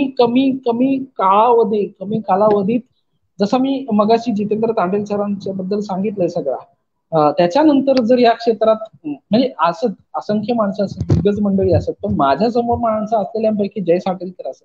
कमी कालावधीत त्या माणसानं युनिक ब्लड मोटिवेटर्स नावान जा काय उभा केला आणि रक्तदान क्षेत्रात आज भला मोठा नाव असं त्यांचा. सिंधुदुर्ग जिल्ह्यात अनेक ग्रुप असत जे रक्तदान क्षेत्रात कार्यरत असत. मालवण मध्ये तर अफाट, म्हणजे तुमका रक्त खय नाही गावला तरी मालवण तालुक्यात गावतात. पण माका असं वाटतं की मालवण तालुके नुसतं गृहीत न धरता बाकीचे जेवढे तालुके असत त्या तालुक्यातल्या सगळ्या मुलांनी सुद्धा रक्तदानासाठी पुढे येऊ पया. आज ओरशीत ब्लड बँकेमध्ये रक्ताचा तुटवडा ह्यो कायम असता. ह्यासाठी आपण सिंधुदुर्ग जिल्ह्यामध्ये एकत्र येऊन सगळ्या तालुक्यांनी मिळून एकत्र येऊन, फक्त मालवण तालुक्याच नाही तर सगळ्यांनी एकत्र येऊन रक्तदान करा मोठ्यात. म्हणजे मी एक गोष्ट सांगते, सिंधुदुर्ग जिल्ह्यात एका गरोदर बाईक रक्तवह्या होता कुडाळात रक्तवह्या होता.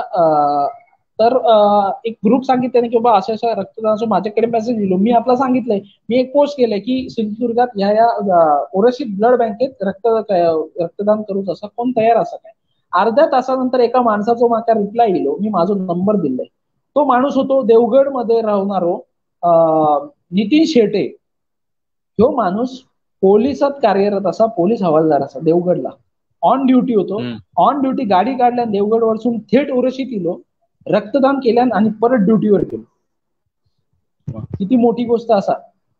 हे तो माणूस जेव्हा त्याने वर्षभरापूर्वी रक्तदान केल्या नव्हता, त्या वर्षानंतर आजपासून वर्षभरात त्यांना जवळजवळ 4 ते 5 कॅम्प घेतले रक्तदानाचे आणि प्रत्येक कॅम्प मध्ये कमीत कमी 30 माणसं रक्तदान करून गेली त्याच्याकडे. म्हणजे ज्याने काही विचार केला नसतलो किंवा काय नसला तो माणूस, आणि दरवेळी माका मेसेज करता की दादा ह्या असा आम्ही इतकी केली. तो पोलीस माणूस, इतको मोठो माणूस माका कित्याक दादा बोलता, माका दादा वगैरे नको असा, पण तो जो करता नाही खूप महत्वाचा असा. आज सोशल मीडियावरती, फेसबुकवरती प्रत्येक जण माका हाक मारता, प्रत्येक जण माका मेसेज करता, प्रत्येक जण माझ्याकडे येऊन बोलता, मोठ्या आत्मीयतेने बोलता की दादा ह्याची गरज असा, दादा ह्या वाटतात, दादा ह्या आपण असं करूया. असं वाटतं की मी खूप कमवलंय आयुष्यात, पण माका अजूनही माणसं हवीत. म्हणतो ना आपण की भूक भागणार नाही आयुष्यभर कधी, तशी माझी माणसं मिळवण्याची भूक भागाची नाही. सो जितकी माणसं मिळतली माका, त्या सगळ्यांका एक गोष्ट पण कंपल्सरी असते की रक्तदान तुमका करूच. कारण रक्तदान ही अशी गोष्ट असा की आज थॅलेसेमियाचे पेशंट्स बाहेर असतात, ग्लोबल मालवणी सारखं ग्रुप, ग्लोबल रक्तदाते, युनिक ब्लड मोटिवेटर्स, जीवनदाता, असंख्य ग्रुप असतात, रुग्णमित्र सेवा संस्था, हे थॅलेसेमियाच्या पेशंटसाठी लढतायत. थॅलेसेमियाच्या पेशंटला दर 10 दिवसाला, दर आठवड्यात रक्त लागतं, त्यांना तर कंटिन्युअसली रक्त लागतं. खैसून हाडतली ती पोरा रक्त. आत्ताच एका थॅलेसेमियाच्या पेशंटचं निधन झाला. सो ह्या सगळ्या गोष्टी असतात. काही लोकांचे रक्त अभावी सुद्धा निधन होतात. तर आपल्यात माणूस की असा, आपण जर सगळं खातो, आपण जर सगळ्या गोष्टींचे एन्जॉय करतो, तर 3 महिन्यात एकदा रक्तदान करू काय असं. आपल्याकडे खूप असा म्हणजे ज्यांना नाही जमणार ते नाही करणार. आता काही मुली सुद्धा पुढे आल्या होत्या, ज्यांनी मला सांगितलं की दादा आम्हाला रक्तदान करायचंय. काहींना हिमोग्लोबिनच्या कारणामुळे परत मागे जाऊचा लागला, पण ज्यांका जमला त्यांनी केलं नाही. आणि त्यांनी काय सांगितलं की दादा आता माका नशा लागली, पुढच्या 6 महिन्यानंतर माका बोलो, मी परत रक्तदान करतलो. रक्तदान सुद्धा तितकाच महत्वाचा असा. रक्तदान, अवयवदान हे सगळे गोष्टी असत. तो विषय खूप मोठा असतो. तो त्याच्यामुळे रक्तदान करणं ह्या खूप महत्वाचं असतं. प्लेटलेट्स डोनेट करणारी मंडळी असत. म्हणजे आता मी जयदादाबद्दल सांगितलंय, अजून एक पोरगो असा अमोल सावंत गेल्या वर्षी मी त्या लिलावतीमध्ये एक केस होती, मी सांगितलं रक्तदान करू. पहिल्या वेळी रक्तदान करू गेलो तो, आणि पहिल्या वेळी का दुसऱ्या वेळी काहीतरी रक्तदान करू गेलो, पण त्याच्यानंतर त्यानं रक्तदान केल्या वर्षभरात त्याने त्याच्यानंतर रक्तदानापेक्षाही मोठ्या कार्याचं अजून मोठी गोष्टी असतात, प्लाझ्मा आणि प्लेटलेट्स. प्लाझ्मा आता कोविडच्या तुमच्यानात प्लाझ्मा तर चाललेच असत सगळ्यांना, पण प्लेटलेट्स डोनेट करणं ही सुद्धा मोठी गोष्ट असा. वर्षभरात त्यांना आतापर्यंत 1.5 वर्ष झाला, त्या 1.5 वर्षाच्या प्रवासात 15 वेळा दर 15 दिवसात जाऊन तो एवढी मोठी दाबण्यासारखी सुई असता हातात लावून घेता, आणि दर 15 दिवसात तो प्लेटलेट डोनेट करता. प्लेटलेट डोनेट करणं 2 तासाची प्रोसेस असतात, 2 तासाची. त्या 2 तासाच्या प्रोसेसला तो अगदी आनंदात रवलेलो असता, बसलेलो असता. परवाच्या दिवशी मी जेव्हा त्याच्याबरोबर गेले, तेव्हा एक माणूस इलो, त्याच्या पोरीसाठी प्लेटलेट हवे, त्याच्या पाया पडायला लागलो, हात जोडूक लागलो की साहेब या करतास म्हणून माझ्या पोरीक, माझ्या चेडवाक आज जीवनदान मिळतात तुमच्या प्लेटलेट्समुळे. काय असा त्याचा एवढाच म्हणणं असा, माझ्याकडे असा तर माका देवचा असा. सो रक्तदान क्षेत्रातली ही जी दिग्गज मंडळी असत, गजानन नार्वेकर एक नाव असा, आतापर्यंत जवळजवळ 90 पार केल्या ना प्लेटलेट डोनेट करण्यात. प्लेटलेट्स डोनेट करण्यात 90 वेळा, 90 पेक्षा जास्त त्यानं प्रयत्न केल्या नसत. विनायक पावसकर असा, जो आतापर्यंत जवळजवळ 20-30 वेळा त्यांनी केल्याने असा. परशुराम लाड असत, अजून दिग्गज मंडळी असत, मनीष सावंत असत, हे सगळे जय साटेलकर सरांचे शिलेदार असत. ही जे करतात. सगळ्यात महत्वाचं एक नाव असं, म्हणजे ग्लोबल रक्तदातेचं मी नाव सांगितलंय, सिंधुदुर्ग रेड बटालियन नावाचा एक क्रिकेटचा संघ असा, आणि त्यांच्या मैत्रीचा एक मित्रांचा सुद्धा सगळ्यांचा संघ असा, जे आज मुंबईमध्ये रवान किंवा सगळीकडे रवान, ते आज रक्तदानाची जनजागृती करतात, की रक्तदानाबद्दल ते सांगतं प्रत्येकात. त्यांनी स्वतः अशी टीम बनवल्याने क्रिकेटसाठी की ती फक्त रक्तदानाचाच विचार करतात, रक्तदानाबद्दलच ती सांगते. सो त्याच्यामुळे ही अशी दर्शन नेवरेकर सारखी मुलं असत की ही सगळी दिग्गज मंडळी असत, ह्या मंडळींकडून शिकण्यासारखं आपण खूप असतं. त्याच्यामुळे रक्तदानाचाही हा कार्य थांबलाच नाही पाहिजे. पण जेवढी मंडळी असत जी पुढे येतात या क्षेत्रात, ती अजून येऊक होईल.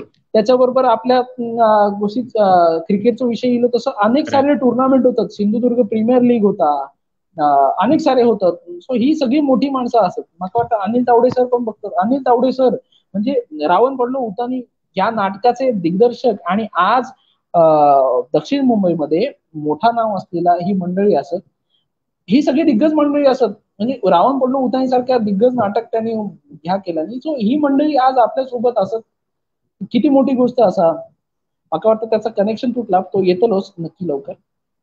पण सांगूचं झाला तर म्हणजे ही सगळी मायेची माणसं असत आणि रक्तदान ही गोष्ट तर थांबली नाही पाहिजे. माका असं वाटतं की प्रत्येकान रक्तदान करूक होया, प्रत्येकान रक्तदानासाठी पुढे येऊ होया असं माका वाटतं. सो त्याच्यामुळे सगळ्यांनी ज्यांका जमत त्यांनी रक्तदान करणं खूप गरजेचं असतं. सो त्याच्यामुळे प्रत्येकानं रक्तदान करणं. तसं अजून सांगूचा झाला ना, मी सांगेन की हे जे कमेंट करणारी मंडळीमध्ये ना काही काही माणसं असतात, म्हणजे सुप्रियाताई मुनगीकर असत, ही आईसारखी असं, आईसारखी ती अगदी आईच्या मायेन प्रत्येक मालवणी, प्रत्येक ती अशी नाही बघ ना, ह्यो मालवणी असा का ह्यो खैचो असा, प्रत्येकाच्या जागेवर जाऊन कमेंट करता. त्याच्यामुळे सोशल मीडियावर आवशीचा प्रेम सुद्धा मिळता, बापाशीचा प्रेम सुद्धा मिळता, मित्रा मैत्रिणींचा प्रेम सुद्धा मिळता, सगळ्यांचं प्रेम आपला फेसबुक वरती मिळता. सो ह्या सगळ्या गोष्टीमध्ये ह्या सगळ्यांचं वाटं सुद्धा तितकंच महत्वाचं असतं.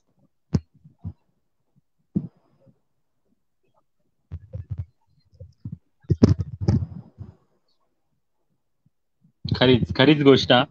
माझो पुढचो प्रश्न तुका असो हा की साई प्रसाद परब ह्या नाव भविष्यामध्ये तू कुठे बघतोय?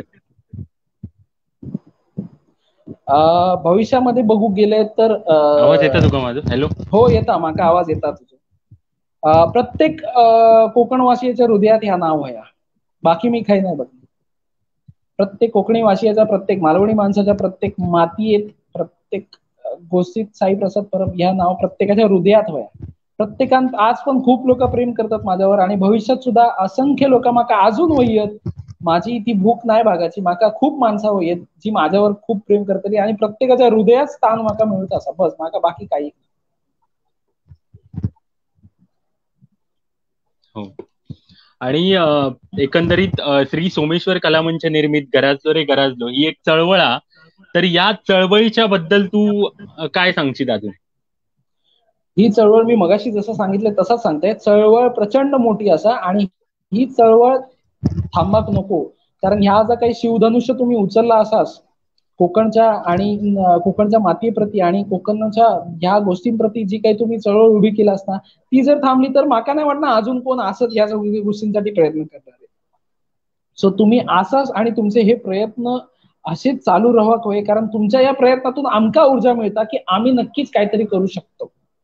सो त्याच्यामुळे सोमेश्वर कला मंच आणि गराजलो रे खरंच. गराजलो, सहदेव धरणे आणि संपूर्ण टीम, तुम्ही तुमचा कार्य थांबवू नका. आम्ही सगळे तुमच्या सोबत असो. तुमच्या कार्यात जर काय मदत लागली तर आमका हाक मारा, आम्ही तुमच्या बरोबर असो. तुम्ही कधी हाक देवा, आम्ही येतो. तुमच्या नाटकात काम करून घेतलाच माका तरी चालत नाही, एक प्रश्न नाही. नाही, खरंच माझा पुढचा प्रश्न तोच होतो की आमची चळवळ आहे किंवा आमचे हे जे काही पॉइंट्स आहेत किंवा उद्देश आहेत ते का थेट ठोस आणि भक्कम असा तू काय देऊ शकते तुझ्याकडून, असं माझा पुढचा प्रश्न होतो. तू त्याच्यात कंटिन्यू करू शकतो. तुम्ही सांग शकता, तुम्ही माझ्याकडे तुम्ही ज्या काय सांगतात की ही अशी अशी गोष्ट असा, याच्यावरती आपण काय करू शकतो, आपण त्या गोष्टीवरती मार्ग काढायचा नक्कीच प्रयत्न करू. सिंधुदुर्ग आणि कोकणाच्या मातीप्रती आपण जा काय करू गावात तर आपण सोन्याचा समजू, असाच मला वाटतं. सो त्याच्यामुळे उलट तुम्ही जर काय करता त्याच्यात आमकाव सामील करून घ्यावा, आम्ही मोठ्या मनाने तुमच्याबरोबर सामील होतो. पण ही चळवळ थांबक नको. नाही, खरीच, कारण ही आमची चळवळ हा ती आपल्या सगळ्यांची चळवळ आहे. म्हणजे ती फक्त सहदेव धरणे किंवा गराजलो रे गराजलो या टीमची चळवळ नसान, तो प्रत्येक कोकणवासियाची आहे. ती अगदी रायगड, रत्नागिरी, सिंधुदुर्ग पासून जेवढा पूर्ण आपला कोकण विस्तारलेला आहे त्या प्रत्येक माणसाची चळवळ आणि त्या माणसापर्यंत किंवा त्या प्रत्येक घराघरापर्यंत चळवळ ही आमची पोचवची आहे किंवा आणि त्याच्यासाठी आम्ही नक्कीच प्रयत्न करू जेवढे लागतील तेवढे. आणि तुझ्यासारखे व्यक्ती सुद्धा किंवा तुझ्यासारखे दिग्गज व्यक्ती सुद्धा आमच्या सोबत असतीलच, आमका त्याची खात्री आहे.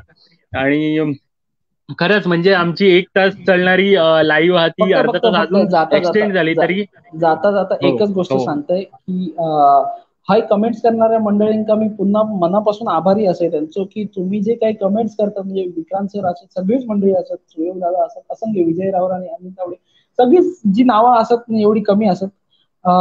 तुमच्या सगळ्यांचे आशीर्वाद आणि तुमच्या सगळ्यांची सोबत ही कायम होईल, कारण तुमच्याकडनंच ही ऊर्जा आमच्या सगळ्यांना मिळतात आणि ती तुम्ही कायम त्याचं वर्षाव आमच्यावर करताल. असो त्याच्यामुळे जेवढी कमेंट करणारी मंडळी आणि गेलो सतत 1.5 तास ह्या लाईव्ह बघणारी जी काही मंडळी असतात त्यांचा मी खरंच हृदयापासून हात जोडते की खरंच तुमचा ह्याचबरोबर रवा कसोय. आणि होय, जसं शेवटला कमेंट केल्याने रामचंद्र सावंतांनी की सर्वांना एक कळकळीची विनंती, मालवणी माणसाची सर्व संघटना एका छताखाली येऊ होईल.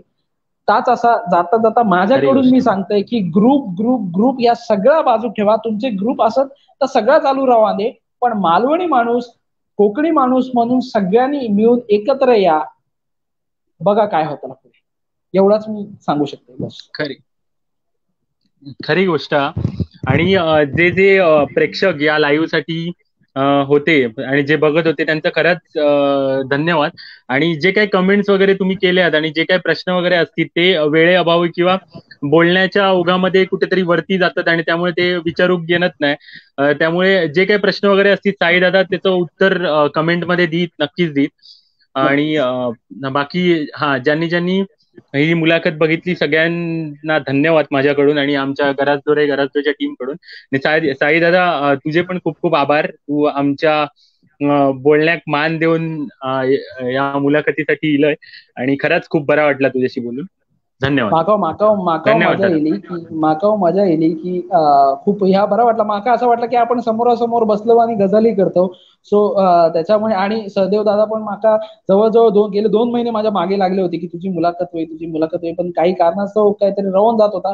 पण यावेळी मी त्यांना सांगितलेलं की आपण करूचाच असा आणि आपण करतलो असो. त्याच्यामुळे सहदेव धरणे, त्याप्रमाणे प्रथमेश आणि पूर्ण घरातले टीम, मी सुद्धा तुमचे हात जोडून खरंच या आभार व्यक्त करतोय की तुम्ही माका संधी दिलास आहे आणि काहीतरी सांगूसाठी, काहीतरी जोडण्यासाठी, लोकांना जोडण्यासाठी एक माझं दुवो मध्ये धरलास. एवढाच मी या करते आणि खरंच मी सुद्धा तुमचं तितकंच मनापासून आभारी असेल. आपली सगळ्यांची मैत्री कायम राहावी. आणि प्रेक्षकां हो हो खरंच. आणि प्रेक्षकांना पण सांगायचं की आज साई दादा बरोबर आपण दिलखुलास गप्पा गोष्टी केले. जे काही प्रश्न असतील ते तुमचे प्रश्न असं म्हणायला हरकत नाही की जे काही प्रश्न असतील ते त्यांना विचारले आणि त्याला बोलता करण्याचा आपण प्रयत्न केलो. तर तसंच आपण पुढच्या भागामध्ये अशाच प्रतिभावंत व्यक्तीसोबत नक्की भेटाया. आमची ही लाईव्ह बुधवार आणि रविवार प्रथमेश, संध्याकाळी 7 वाजता असतं, तर नक्की तुम्ही बघा. तुझंही हा दादा. कौतुक आहे भावा, तुझंही कौतुक आहे. तूही खूप छान रित्या सांभाळलीस ही मुलाखत आणि याच्या अगोदरचे सुद्धा सर्व तू सांभाळतोस आणि तुझ्या बरोबर असणारे सर्व को अँकर सुद्धा तितक्याच ताकदीने सांभाळतात. तुम्हाला सुद्धा तितक्याच शुभेच्छा.